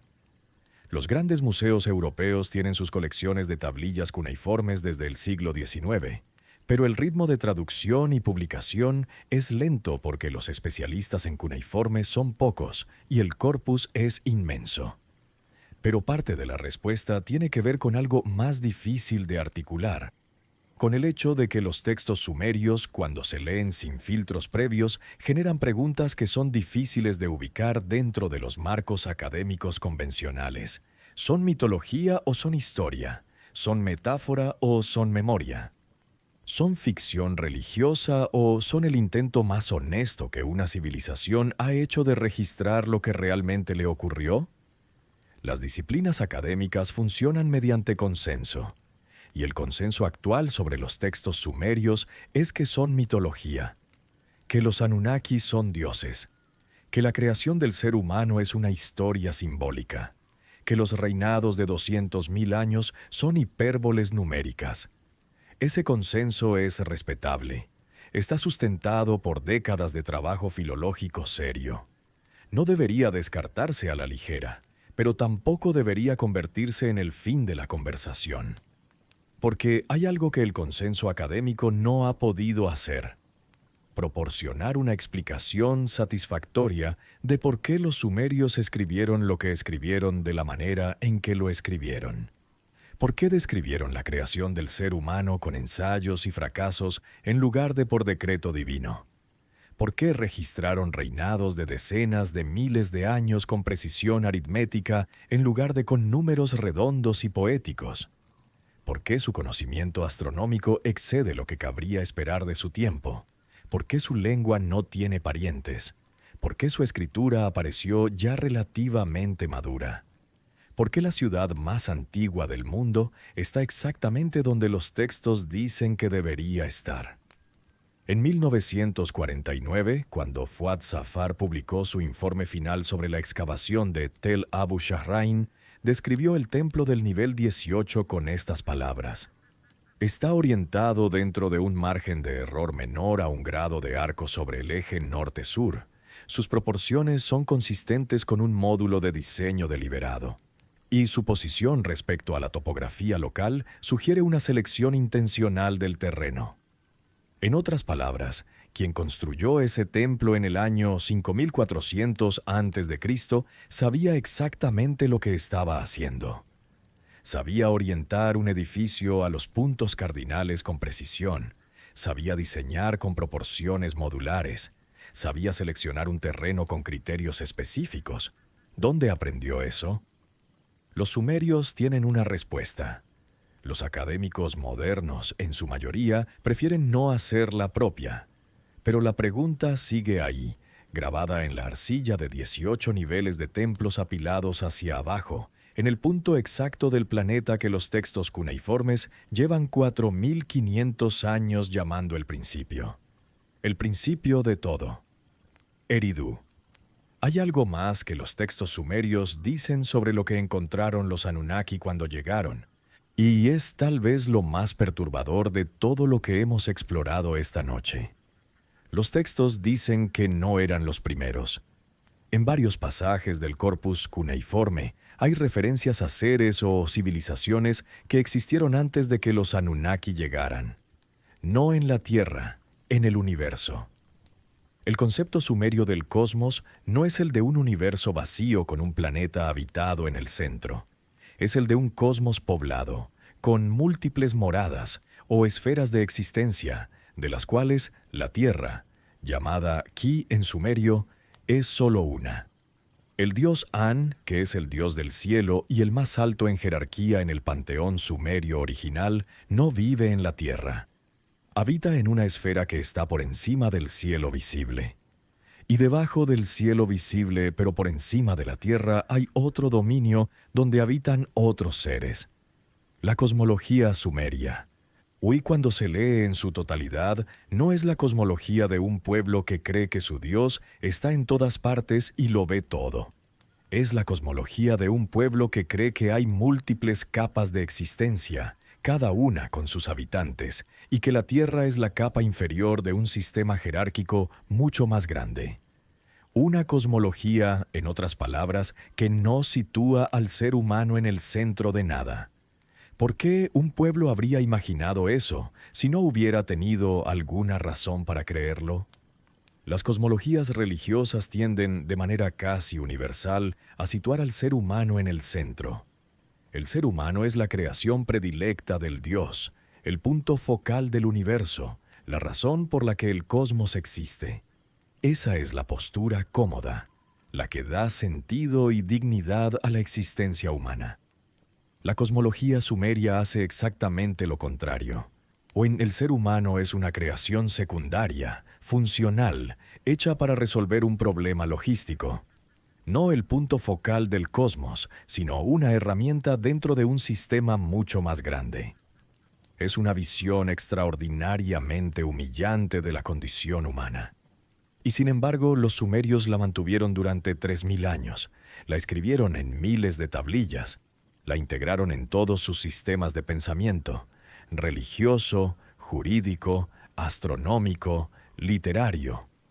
¿Por qué mantener durante 3000 años una visión del ser humano que te convierte en esclavo? Una posible respuesta. Porque era lo que recordaban. Porque era lo que les habían dicho.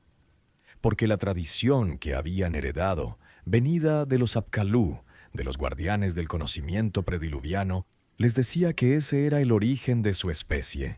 Y ellos lo registraron con la honestidad que caracteriza a todo su corpus textual. Los sumerios no son conocidos por su mitología exuberante y fantástica. Son conocidos por su precisión, por su contabilidad meticulosa, por su amor al detalle administrativo, por su tendencia a registrar todo, absolutamente todo, desde las cantidades de cebada en los graneros del templo hasta los reinados de los dioses antes del diluvio. Cuando un pueblo con esa mentalidad escribe que fue creado como solución a un problema laboral de seres no humanos, la pregunta que cabe hacerse no es ¿es posible?, sino ¿por qué habrían inventado algo así? Y la respuesta más simple, la que Occam habría preferido, es que no lo inventaron, que lo recordaban. Ante esa posibilidad, que los textos sumerios sean memoria en lugar de mitología, es la que mantiene abierta la conversación que Fuad Safar comenzó sin saberlo en el año 1946, de rodillas en el barro de 18.000 años de historia, con una brocha en la mano y el suelo original del mundo debajo de sus dedos. El templo que encontró en el nivel más profundo de Tel Abu Shahrain fue construido por alguien. Eso es un hecho. Es un edificio con muros, con esquinas, con orientación cardinal precisa. Alguien lo construyó. Alguien eligió ese lugar. Alguien decidió que era el lugar correcto para la primera morada. Los textos sumerios dicen quién fue ese alguien. Y durante 4.500 años, en miles de tablillas de arcilla conservadas en los sótanos de los museos más importantes del mundo, esa respuesta ha estado esperando a que alguien la tome en serio. No como mitología, como memoria. La humanidad lleva 5.000 años preguntando de dónde viene. Lleva 5.000 años mirando al cielo buscando respuestas. Lleva 5.000 años construyendo templos orientados a los puntos cardinales, calculando ciclos de planetas, escribiendo en todo tipo de materiales el nombre de los que llegaron antes. Y en Tel Abu Shahrain, bajo 18 metros de historia apilada, en el suelo más antiguo que la arqueología ha podido tocar, está el principio de esa pregunta, no la respuesta.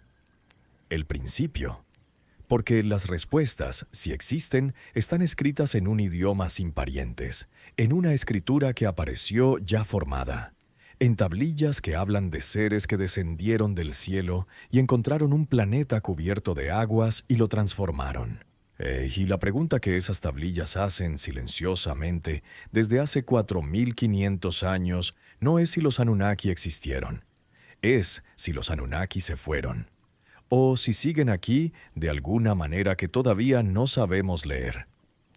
La brocha de Fuad Safar llegó al suelo original de Eridu en el año 1946, y ese suelo, esa arcilla oscura y compacta de hace 7.400 años, aún hoy, si pudiera hablar, contaría la historia de un mundo que no se parece al que nos enseñaron.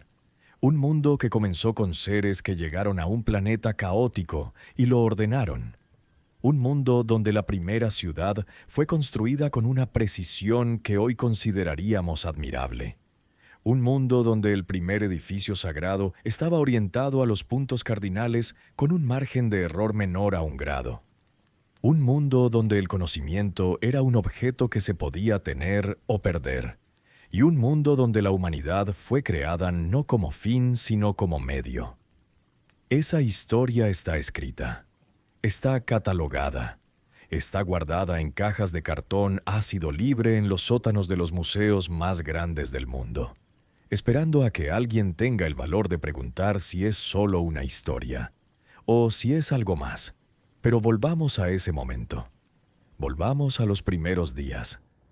Los textos no describen la llegada de los Anunnaki como un evento único. No fue un día, una nave, un aterrizaje. Fue un proceso, una operación en etapas que los textos despliegan con la minuciosidad que los escribas sumerios aplicaban a todo lo que consideraban importante. El primer contingente, según el texto conocido como el mito de los Anunnaki, estuvo compuesto por 50 seres. Los textos dicen que eran los pioneros, los que llegaron primero a explorar, a evaluar, a establecer las condiciones mínimas para lo que vendría después. El texto los llama los 50 Anunnaki grandes, y su líder era Enki, el dios de las aguas dulces, el especialista en conocimiento y en creación biológica. Enki llegó primero porque era su naturaleza llegar primero. Era el explorador, el que sabía leer el terreno, el que podía ver en un pantano mesopotámico del 5º milenio antes de Cristo no lo que era sino lo que podía llegar a ser con el trabajo correcto. Y lo que Enki vio, según los textos, fue potencial. El sur de Mesopotamia, con toda su hostilidad geológica, las inundaciones periódicas, el calor extremo, la falta de piedra y de madera. Y tenía algo que ninguna otra región del mundo conocido poseía en esa misma combinación: 2 ríos grandes y predecibles, un suelo aluvial extraordinariamente fértil cuando era drenado correctamente, y un acceso al Golfo Pérsico que conectaba con rutas marítimas hacia el este y hacia el sur. Era el lugar perfecto para construir una base, para establecer operaciones a largo plazo, para crear un sistema que pudiera sostenerse y expandirse. Enki lo vio y lo diseñó. La tablilla VAT7847 no es el único texto que describe este proceso de evaluación y diseño del territorio mesopotámico. Hay al menos 3 textos más del corpus cuneiforme que contienen descripciones técnicas del trabajo de drenaje y canalización que los Anunnaki, y específicamente Enki, realizaron en los primeros tiempos. Uno de ellos, en el texto catalogado como CBS1 406, uno en la colección de la Universidad de Pensilvania, describe cómo Enki impuso orden en el Éufrates, lo que los especialistas interpretan como una referencia al encauzamiento del río. El texto usa una metáfora de dominio. Dice que Enki tomó al Éufrates por las riendas, como si el río fuera un animal salvaje al que había que domar. Y eso, en términos de ingeniería hidráulica, es exactamente lo que es la construcción de diques y canales: domar un río. Pero los textos van más allá de la ingeniería civil, porque inmediatamente después de describir el trabajo de drenaje y canalización, describen otra cosa que Enki hizo: designar encargados para cada uno de los sistemas que había creado. A los canales les asignó un dios, a los pantanos les asignó otro, a los peces, a las tormentas, a la lluvia, a la tierra cultivable. Cada elemento del sistema natural tuvo un encargado específico, una entidad responsable de su funcionamiento. Los especialistas interpretan esto como la asignación de dioses a dominios naturales, que es lo que las religiones politeístas hacen de forma universal. Pero hay otro modo de leerlo, como la asignación de superintendentes a sectores de gestión, como un organigrama del sistema de gestión de un territorio. Esa imagen, la de los Anunnaki como gestores de un proyecto a largo plazo en un territorio específico, no es una imagen que los textos sumerios presentan de forma velada o ambigua. Es una imagen que presentan con una claridad que resulta desconcertante cuando se mira de frente.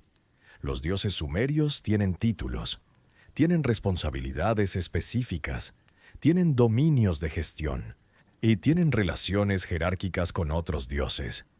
Tienen presupuestos, en el sentido de que los templos y los sistemas de producción que están bajo su control generan ingresos que se redistribuyen según reglas establecidas. Todo esto está documentado en los textos administrativos sumerios, en los textos que no son míticos ni religiosos, sino puramente prácticos: listas de personal, inventarios de bienes, registros de transacciones. Los dioses sumerios, en los registros administrativos del tercer milenio antes de Cristo, son tratados como si fueran personas jurídicas. Tienen propiedad, pueden ser acreedores o deudores. Sus templos tienen estados contables. Esa no es la manera en que las religiones politeístas ordinarias tratan a sus dioses. Las divinidades de la mitología griega, nórdica, celta o maya no tienen contratos. Y no tienen cuentas corrientes, no tienen áreas de responsabilidad administrativa delimitadas. Los Anunnaki sí. ¿Por qué? La respuesta más cómoda es que la burocracia sumeria proyectó sobre sus dioses las categorías administrativas de su propia sociedad, que los dioses sumerios son simplemente funcionarios celestiales, porque los sumerios eran un pueblo de funcionarios y contadores. La respuesta más incómoda es que los dioses sumerios tienen esas características administrativas porque en algún momento histórico real, los seres que ahora llamamos dioses realmente tenían esas funciones, que no fueron modelados a imagen de la burocracia sumeria, que la burocracia sumeria fue modelada a imagen de ellos, que los humanos aprendieron a gestionar porque vieron a otros gestionar. El debate entre Enlil y Enki es uno de los hilos más fascinantes de toda la mitología sumeria. Y es un debate que, en términos de sus implicaciones para la humanidad, no ha terminado. Enlil era el hermano mayor o el superior jerárquico, según diferentes versiones del panteón sumerio. Era el dios del viento, del aire, de la tormenta, pero en los textos administrativos era más que eso. Era el comandante en jefe de las operaciones de los Anunnaki en la Tierra, el que tomaba las decisiones finales, el que convocaba la asamblea cuando había problemas, y Enlil tenía una visión muy específica sobre la humanidad que creó Enki. Enlil no quería a los humanos. Esto no es una inferencia ni una interpretación. Los textos lo dicen explícitamente. El Atrahasis, el texto que narra la creación del ser humano y el diluvio, y muestra a Enlil en 3 momentos diferentes intentando destruir o limitar a la humanidad antes del diluvio definitivo. Primero mediante una plaga, luego mediante una sequía, finalmente mediante el diluvio. En cada uno de esos 3 intentos, Enki saboteó los planes de Enlil. Enki le advirtió a Atrahasis de la plaga para que los humanos pudieran buscar cura. Enki le advirtió de la sequía para que pudieran prepararse. Y finalmente, Enki le advirtió del diluvio y le dio las instrucciones para construir el barco. ¿Por qué Enlil quería destruir a los humanos? Los textos dan varias razones en distintos momentos. La más famosa es el ruido. Los humanos hacían tanto ruido que Enlil no podía dormir. Pero en una lectura más detenida de la Atrahasis, surge otra razón que los especialistas discuten con menos frecuencia. Los humanos se habían multiplicado demasiado rápido. El texto dice que la tierra se ensanchó y que los humanos se multiplicaron como animales, y que eso fue lo que despertó la ira de Enlil. Si combinamos esa razón con el contexto de la creación del ser humano, que fue creado para hacer un trabajo específico, en número controlado, con funciones delimitadas, la actitud de Enlil empieza a tener una lógica que va más allá de los caprichos de un dios irritable. Enlil estaba mirando un experimento que se había salido de control, una creación que había excedido su diseño original, un recurso que se había vuelto impredecible. Y su respuesta fue la que cualquier gestor de un proyecto con un recurso que ha salido de control tomaría: eliminarlo y empezar de nuevo. Enki, y en cambio veía algo diferente. Enki había creado a los humanos, los conocía de una manera que Enlil no podía conocerlos. Y lo que veía en esa multiplicación, en esa expansión, en ese ruido que tanto irritaba a Enlil, era algo que reconocía. Era adaptación, era capacidad, era evolución en tiempo real de una especie que había aprendido a sobrevivir. El conflicto entre Enlil y Enki sobre el destino de la humanidad no es solo una historia mitológica. Es la primera descripción escrita de un debate ético que todavía no hemos resuelto. ¿Tiene un creador derecho de vida y muerte sobre su creación? ¿Puede una especie creada para servir desarrollar derechos propios? ¿En qué momento la herramienta se convierte en algo que merece consideración moral? Los sumerios no respondieron esas preguntas. Simplemente las registraron. Con la misma precisión con que registraban los inventarios de cebada y las listas de reyes, porque para ellos eran preguntas de la misma naturaleza, preguntas sobre hechos que habían ocurrido y que era importante no olvidar. La ciudad de Nippur es fundamental para entender el sistema político de los Anunnaki, tal y como lo describen los textos. Nippur, o Nippur, como se ha transcrito en algunos textos académicos, no era la ciudad más antigua, no era la más grande, no era la más rica en términos de recursos agrícolas o comerciales, pero era la más importante políticamente. Era el lugar donde se reunía la asamblea de los Anunnaki, donde se tomaban las decisiones que afectaban al conjunto del sistema. El templo principal de Nippur era el Ekur, que significa casa de la montaña, el templo de Enlil. Y los textos sumerios son explícitos en esto. Ningún rey podía ser considerado legítimo sin la bendición de Enlil, sin el reconocimiento del Ekur, sin haber pasado por Nippur. Eso convierte a Nippur en el equivalente sumerio de Roma en el medioevo cristiano, o de Meca para el Islam, el centro de autoridad que valida la legitimidad política de todos los demás centros de poder. Pero hay algo más notable. Nippur nunca fue capital de ningún estado sumerio. No hay una civilización de Nippur en la historia de Mesopotamia.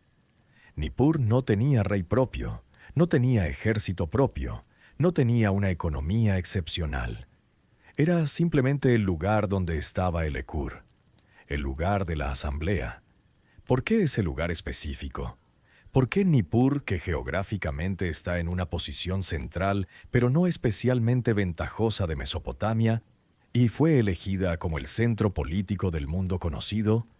Los textos dicen que Enlil lo eligió, que fue decisión del dios del viento, que la casa de la montaña fue construida donde Enlil dijo que debía construirse, y durante casi 2000 años, desde el período sumerio temprano hasta el fin de la dominación babilónica, el sistema político de Mesopotamia funcionó respetando ese principio.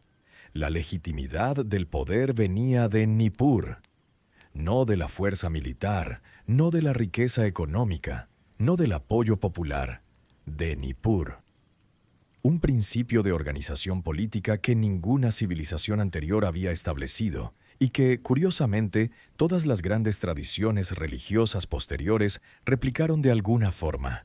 Roma, Meca, Jerusalén, el Vaticano.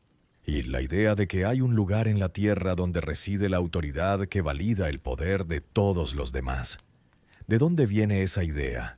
¿La inventaron los sumerios? ¿O la heredaron? Los textos dicen que la heredaron. De Enlil, del que habitó el Ekur antes que ningún rey humano. La genética moderna ha añadido una dimensión nueva al debate sobre los orígenes de la humanidad que los investigadores de los textos cuneiformes raramente discuten en público, pero que resulta difícil ignorar.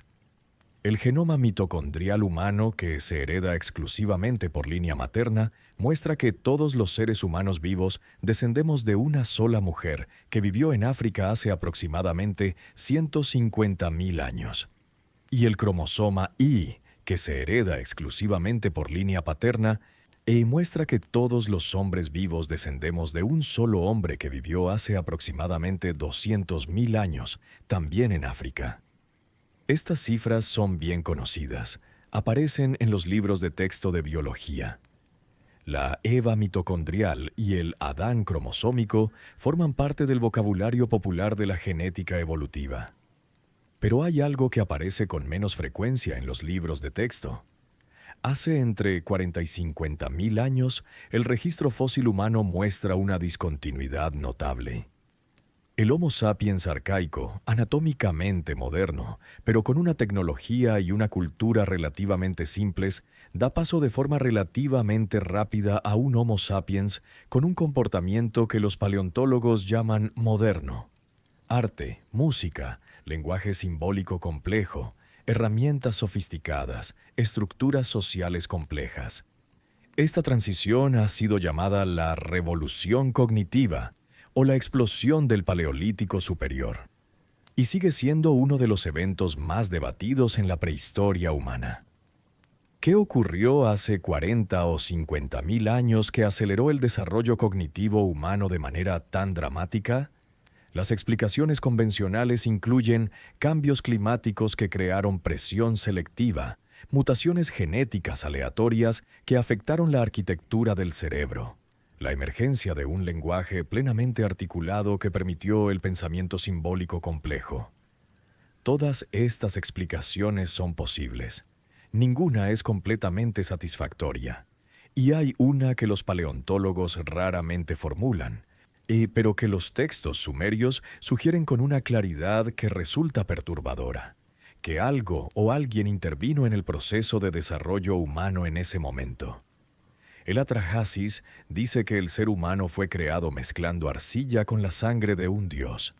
Si leemos eso de forma literal, como la descripción de una modificación genética, la introducción de material biológico de una especie en el genoma de otra, entonces lo que buscamos en el registro genético sería exactamente lo que los genetistas llaman una inserción. Un fragmento de código genético que no tiene antecedentes en la historia evolutiva de la especie, pero que aparece en ella en un momento determinado. ¿Hay algo en el genoma humano que se ajuste a esa descripción? Los genetistas han identificado varias regiones del genoma humano que no tienen equivalentes claros en los genomas de nuestros parientes evolutivos más cercanos, los chimpancés y los bonobos. Algunas de estas regiones están asociadas con capacidades cognitivas específicamente humanas. Los investigadores han llamado a estas regiones HAR, que significa Human Accelerated Regions, regiones de aceleración humana. Son fragmentos del genoma que en el linaje de los primates cambiaron muy poco durante millones de años, pero que en el linaje humano cambiaron muy rápidamente. De forma tan rápida que la selección natural ordinaria no lo explica del todo. ¿Qué significa eso?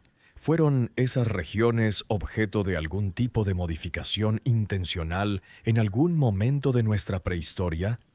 ¿O simplemente la evolución opera a veces de maneras que superan nuestros modelos estadísticos? No lo sabemos. La ciencia genética no está en posición de responder esa pregunta todavía. Pero los textos sumerios, escritos hace 4500 años, ya la formulaban, a su manera, con su vocabulario, con sus categorías, un ser humano creado con sangre divina que lo hace diferente a todos los demás animales. Un ser humano capaz de cosas que ningún otro ser viviente puede hacer. Un ser humano que puede escribir, calcular, construir templos orientados a los puntos cardinales, predecir eclipses, componer música, concebir dioses. ¿Es eso el resultado de la evolución ordinaria? ¿O es el resultado de que alguien en algún momento añadió algo? El rey Gudea de Lagash gobernó aproximadamente entre el 2144 y el 2124 a.C. Bu es uno de los personajes mejor documentados de toda la historia sumeria, gracias a los más de 54 estatuas suyas que se han encontrado, la mayoría de diorita importada desde Arabia, y a sus extensas inscripciones. Era un gobernante que claramente creía en el poder de la escritura como forma de perpetuar la memoria. Las inscripciones de Gudea describen con detalle cómo fue instruido por los dioses para construir el templo Eninnu en Lagash. Los dioses se le aparecieron en sueños, le dieron medidas exactas, le especificaron los materiales que debía usar, le indicaron la orientación del templo, le explicaron el orden en que debían realizarse los trabajos. Y Gudea siguió esas instrucciones con una precisión que los arqueólogos que excavaron el yacimiento de Teló en el siglo XIX no podían dejar de admirar. El templo Eninnu fue construido exactamente según las proporciones que las inscripciones describen. Lo notable no es que Gudea construyera un templo siguiendo instrucciones divinas. Todos los gobernantes de todas las épocas antiguas atribuyen sus grandes construcciones al mandato de los dioses. Lo notable es que las instrucciones que Gudea recibió en sueños eran arquitectónicamente coherentes. No eran instrucciones vagas y simbólicas. Eran instrucciones técnicas que producían un edificio real y funcional. ¿Cómo sabía Gudea lo suficiente sobre arquitectura para que sus sueños contuvieran instrucciones arquitectónicas válidas? ¿O sus sueños contenían instrucciones válidas porque no eran solo sueños? La respuesta que Gudea habría dado a esa pregunta no tiene ninguna ambigüedad. Los dioses le hablaron. Los Anunnaki o sus representantes le comunicaron lo que debían construir. Para Gudea, viviendo en el 2100 a.C., eso no era una metáfora religiosa, era una descripción de algo que había ocurrido. 4100 años después, no tenemos una mejor explicación. Hay un aspecto de los textos sumerios que los especialistas en religiones comparadas han notado pero que raramente exploran en su implicación más radical. La continuidad de los Anunnaki como categoría a través de múltiples civilizaciones. Los Anunnaki sumerios no desaparecen cuando Sumer es conquistada por los acadios, aproximadamente en el 2350 a.C. Simplemente cambian de nombre. Pues los acadios adoptan el panteón sumerio con ajustes lingüísticos. Anu sigue siendo Anu. Enlil sigue siendo Enlil. Enki se convierte en Ea. Los relatos, los mitos, las funciones, todo se hereda. Y cuando Babilonia sucede a Akkad, lo mismo ocurre. El panteón babilónico es directamente heredero del panteón sumerio-acadio. El Enuma Elish babilónico es una adaptación del relato cosmogónico sumerio con Marduk en lugar de Enlil como protagonista, pero la estructura narrativa es idéntica. Cuando los asirios suceden a los babilónicos, lo mismo. Cuando los persas conquistan Mesopotamia en el siglo VI a.C. y Ciro el Grande entra en Babilonia, lo mismo. Los persas respetan el panteón local, restauran los templos, reconocen la legitimidad de los dioses mesopotámicos dentro de su propio sistema.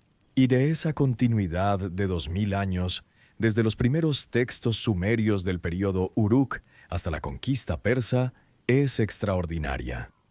Ninguna otra tradición religiosa del mundo antiguo mantiene su estructura básica con tanta consistencia durante tanto tiempo y bajo tantos gobiernos diferentes. ¿Por qué? Una posible respuesta. Porque los que mantenían esa tradición, los sacerdotes, los escribas, los guardianes del conocimiento, tenían razones concretas para mantenerla. Porque sabían algo que la política y las guerras no podían borrar. Que la historia de los Anunnaki no era invención, era registro. Y los registros no se cambian.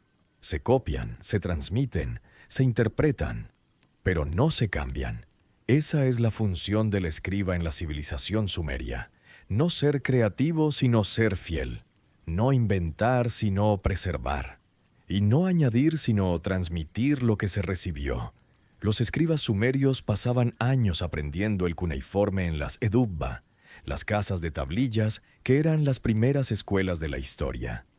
Y lo primero que aprendían a copiar eran los textos más antiguos, las listas de reyes, las instrucciones de los dioses, las descripciones de los Me. ¿Por qué esos textos y no otros? ¿Por qué copiar los más antiguos antes que los más recientes? Porque los más antiguos contenían lo más importante, lo que había que no olvidar bajo ninguna circunstancia.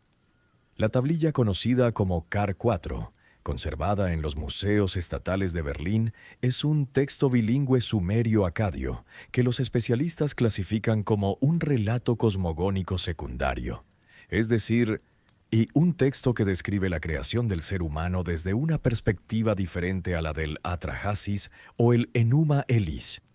Y lo que hace especialmente notable a la tablilla Car 4 es que su descripción de la situación previa a la creación del ser humano es la más concreta y la más específica que tenemos. El texto dice que, antes de que los seres humanos existieran, el trabajo de cavar canales, de extraer materiales, de construir las infraestructuras del sistema de los Anunnaki en la Tierra era realizado por los Igigi. Y el texto describe ese trabajo con un vocabulario que en acadio se asocia exclusivamente con trabajos físicos duros: cavar, cargar, transportar, levantar. Los Igigi son los dioses menores, son Anunnaki de rango inferior. Y durante un período que el texto no cuantifica con precisión, pero que presenta como muy largo, realizaron ese trabajo de forma continua. Luego el texto dice que los Igigi llegaron al umbral de la casa de Enlil en Nippur, pusieron sus herramientas frente a la puerta y demandaron ser relevados de sus deberes. La asamblea se reunió, se debatió, y Enki propuso la solución: crear un ser que pudiera hacer ese trabajo en lugar de los Igigi. Pero la tablilla Kar 4 añade un detalle que las otras versiones del mito no contienen y que los especialistas raramente comentan fuera de los foros académicos especializados. Dice que los Anunnaki discutieron sobre si los seres creados debían ser capaces de reproducirse por sí solos. Hubo quienes argumentaron que los nuevos seres debían ser estériles, que debían ser creados en número exacto para las necesidades del sistema y que cuando ese número disminuyera, los Anunnaki crearían más. Y ese era el argumento de los que querían mantener el control total sobre la población de trabajadores. Enki argumentó lo contrario, que la reproducción autónoma era más eficiente, que los Anunnaki no tendrían que dedicar tiempo y energía a crear nuevos individuos si los individuos podían crear a sus propios descendientes. El argumento de Enki prevaleció, y esa decisión, la de dotar al ser humano de la capacidad de reproducirse de forma autónoma, es la que explica todo lo que siguió. La multiplicación de la humanidad más allá de lo que Enlil toleraba, la necesidad del diluvio, el inicio de la era en que los humanos superaron numéricamente a sus creadores. Una decisión de ingeniería con consecuencias que ninguno de sus autores pudo prever del todo. O sí podían preverlas. De la pregunta sobre si los Anunnaki sabían lo que ocurriría cuando dotaron al ser humano de reproducción autónoma es una de las más fascinantes del corpus cuneiforme, precisamente porque los textos no dan una respuesta clara.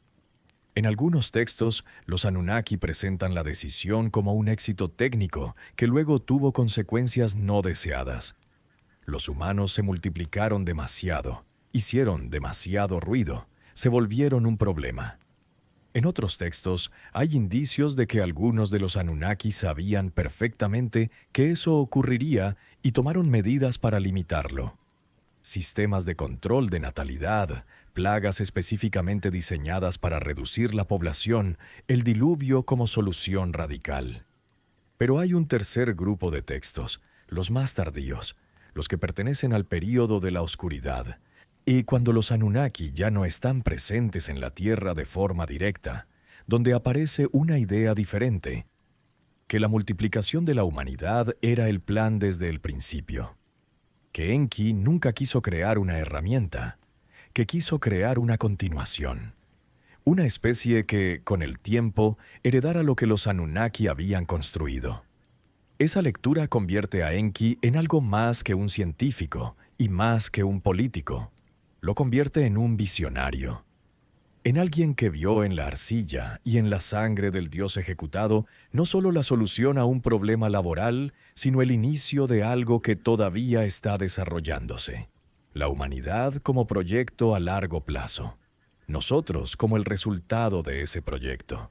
Todavía en proceso.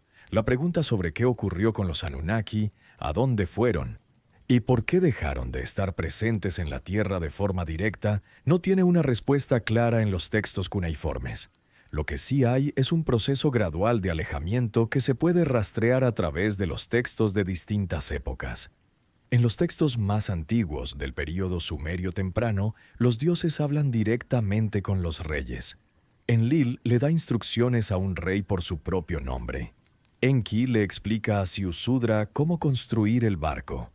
Inanna desciende al inframundo en persona y regresa en persona. En los textos del período acadio, un par de siglos después, los dioses ya no hablan directamente con los reyes de la misma manera. Las instrucciones llegan a través de sueños, de oráculos, de señales celestiales. El rey Sargón de Akkad, el primer gran conquistador de la historia, hoy afirma haber sido elegido por Ishtar, la versión acadia de Inanna. Pero la elección le llega a través de un sueño, no de una conversación directa. En los textos del período babilónico, otro siglo después, los dioses son presencias aún más remotas.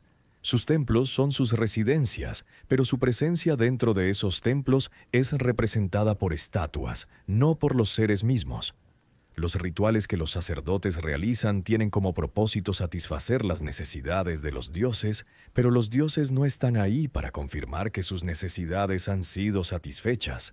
Es como si los Anunnaki se hubieran ido retirando gradualmente de la escena, como si hubieran pasado de ser presencias directas y físicas a ser entidades cada vez más remotas, más simbólicas, más rituales, hasta volverse dioses en el sentido moderno de la palabra, hasta volverse invisibles. ¿Por qué? Hay una teoría dentro de los estudios del antiguo Oriente Próximo que raramente sale de los foros académicos especializados, pero que, cuando se formula en voz alta, resulta difícil ignorar. Es la hipótesis de que los Anunnaki se retiraron cuando los humanos alcanzaron un nivel de desarrollo que ya no requería su presencia directa. En otras palabras, que el alejamiento progresivo de los Anunnaki en el registro textual refleja un alejamiento progresivo real, que cuando los humanos aprendieron a construir ciudades, a gestionar economías complejas, a mantener registros escritos, a predecir eclipses, a calcular el año solar, ya no necesitaban que los Anunnaki les enseñaran cómo hacerlo, porque ya lo sabían, y los que ya saben no necesitan maestros.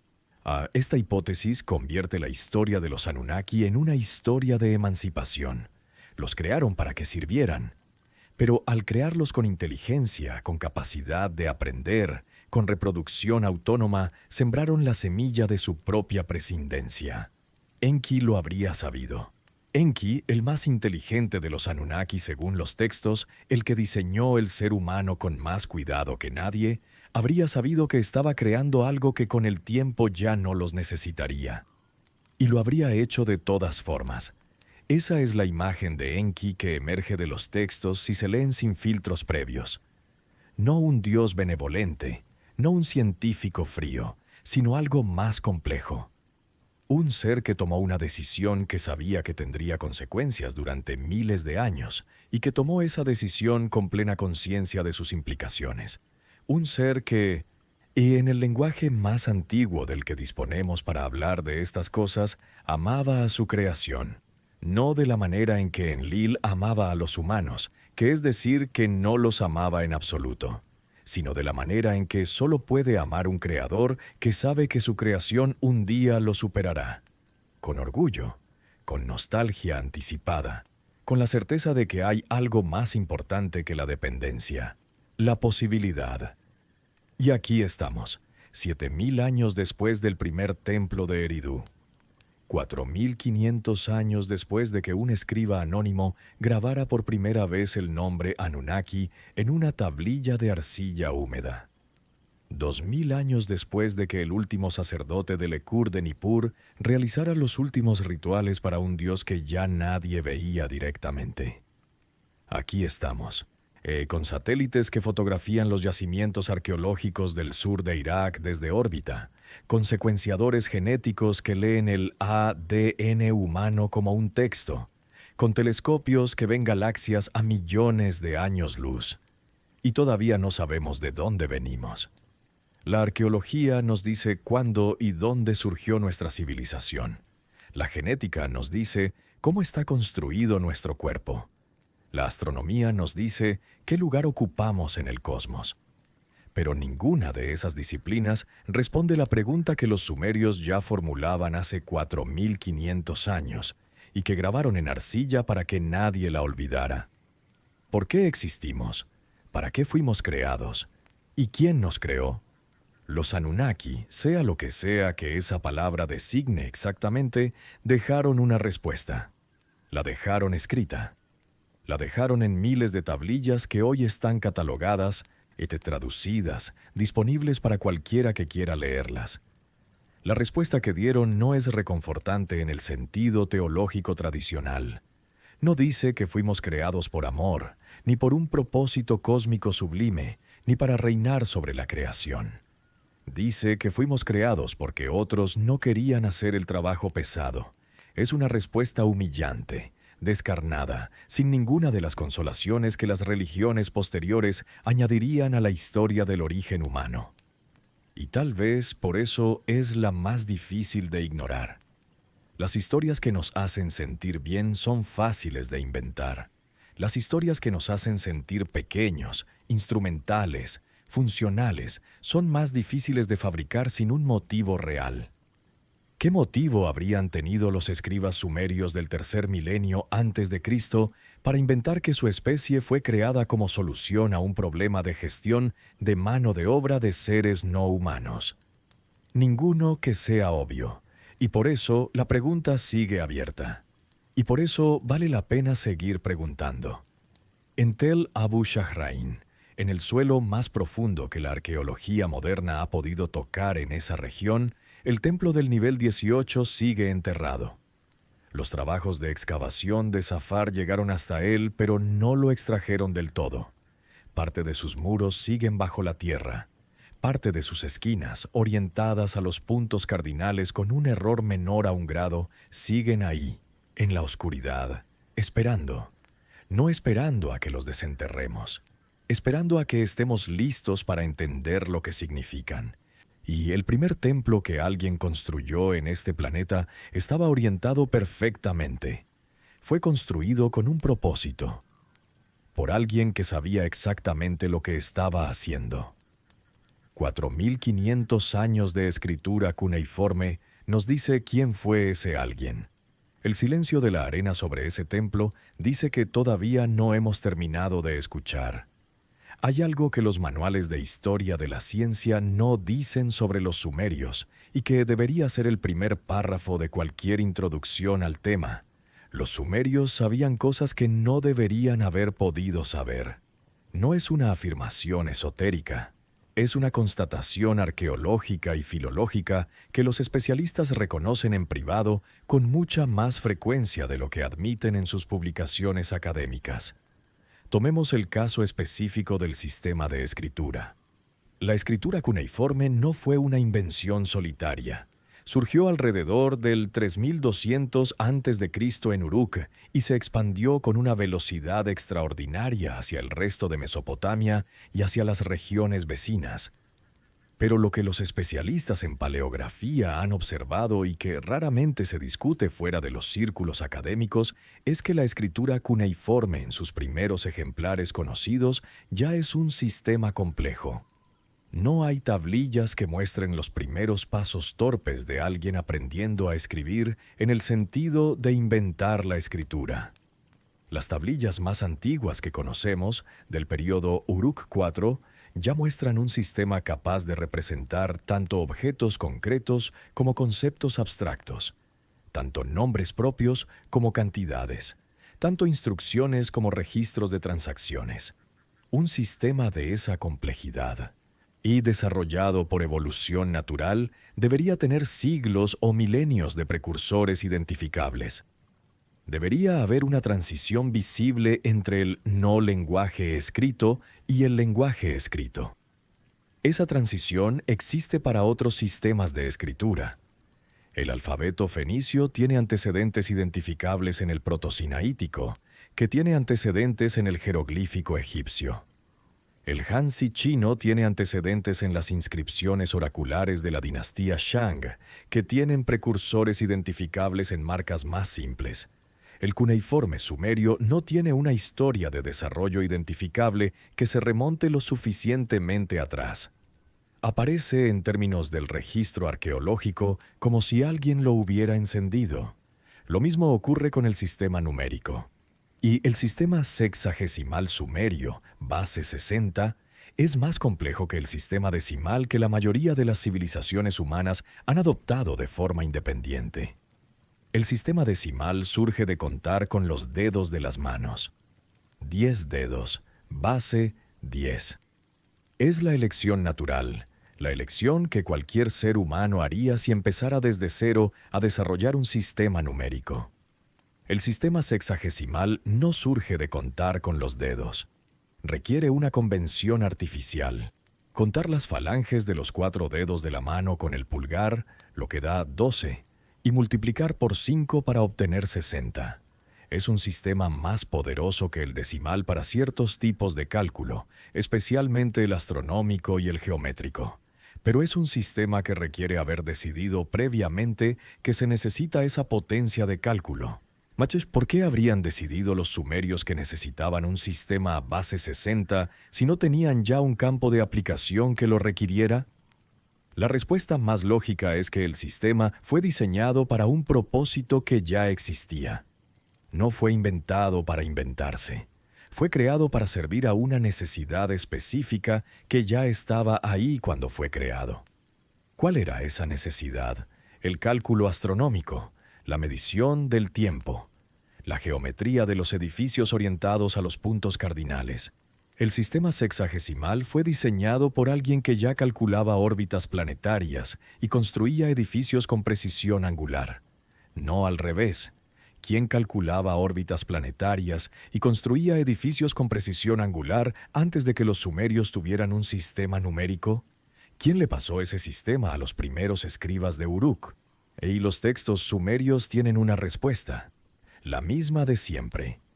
Los Anunnaki. La ciudad de Uruk, en su período de máxima expansión alrededor del 3100 a.C., tenía una característica que los arqueólogos describen con una mezcla de admiración y perplejidad. Una concentración de conocimiento especializado que no tiene paralelo en ningún otro yacimiento contemporáneo del mundo conocido. No solo había escribas y administradores, Había metalúrgicos capaces de trabajar aleaciones complejas. Había arquitectos capaces de diseñar edificaciones de varios pisos. Había astrónomos capaces de registrar observaciones sistemáticas del cielo. Había matemáticos capaces de resolver problemas de geometría que la Academia Europea no abordaría hasta 2000 años después. Todo ese conocimiento especializado, concentrado en una sola ciudad y en un período de tiempo geológicamente breve. ¿Cómo se acumula tanto conocimiento especializado en tan poco tiempo? La respuesta que los textos sumerios dan es que no se acumuló. Fue entregado. Fue transferido. Los los poderes divinos, los instrumentos del conocimiento, pasaron de los Anunnaki a los humanos de Uruk a través de los Apkalú, los sabios intermediarios, y los humanos los usaron para construir la ciudad más avanzada del mundo en su tiempo. No hay ningún otro modelo explicativo que sea internamente consistente con todos los datos que tenemos. La evolución gradual no explica la velocidad. La difusión cultural desde otras regiones no explica la originalidad y la coherencia interna del sistema sumerio. Y la religión como motor de la organización social no explica los detalles técnicos específicos del conocimiento astronómico y matemático. Solo queda una posibilidad que los datos no excluyen: que alguien que ya sabía se lo enseñó a alguien que todavía no sabía. Y que ese proceso de enseñanza, ese momento en que el conocimiento pasó de unos a otros, fue lo que los textos sumerios llamaron la entrega de los el origen de la civilización como un acto de transmisión, no de invención. Y si eso es correcto, entonces la pregunta más importante que podemos hacernos sobre nuestra especie no es cuándo surgimos ni dónde, es a quién le debemos lo que somos, y si todavía hay algo que les debemos. En el año 612 a.C., el ejército medo-babilónico destruyó Nínive, la capital del imperio asirio. La biblioteca de Asurbanipal, y donde se conservaban los textos que George Smith descifraría 2400 años después, fue quemada. Miles de tablillas de arcilla se quebraron, se dispersaron, se cubrieron de ceniza y tierra. Pero la arcilla quemada es arcilla preservada. El fuego que destruyó la biblioteca de Asurbanipal fijó para siempre los textos que contenía. Cuando los arqueólogos del siglo XIX empezaron a excavar las ruinas de Nínive, encontraron miles de fragmentos de tablillas con texto cuneiforme perfectamente legible. La destrucción fue la preservación. Hay algo profundamente sumerio en eso. Una civilización que construyó sobre ruinas, que aprendió a escribir sobre arcilla que el fuego volvía permanente, que organizó su mundo entero alrededor de la idea de que el conocimiento debía ser registrado para que sobreviviera a quien lo poseía. Y los sumerios sabían que la memoria humana es frágil. Sabían que los imperios caen, que las ciudades son destruidas, que los nombres se olvidan, y por eso escribieron en el material más duradero que tenían: la arcilla húmeda grabada con una cuña, secada al sol o cocida al fuego. Y esas tablillas han sobrevivido 4500 años. Y en ellas está la historia de lo que encontraron cuando llegaron, de lo que construyeron, de lo que crearon, de lo que nos dejaron. A nosotros, que somos, según ellos mismos, su obra más compleja, su proyecto más largo, su consecuencia más imprevisible. La respuesta a una pregunta que alguien formuló hace 74 siglos en el suelo pantanoso del sur de Mesopotamia, mirando un planeta que les parecía vacío y prometedor a la vez. ¿Qué podría llegar a ser esto? Nosotros somos la respuesta. Y todavía estamos llegando.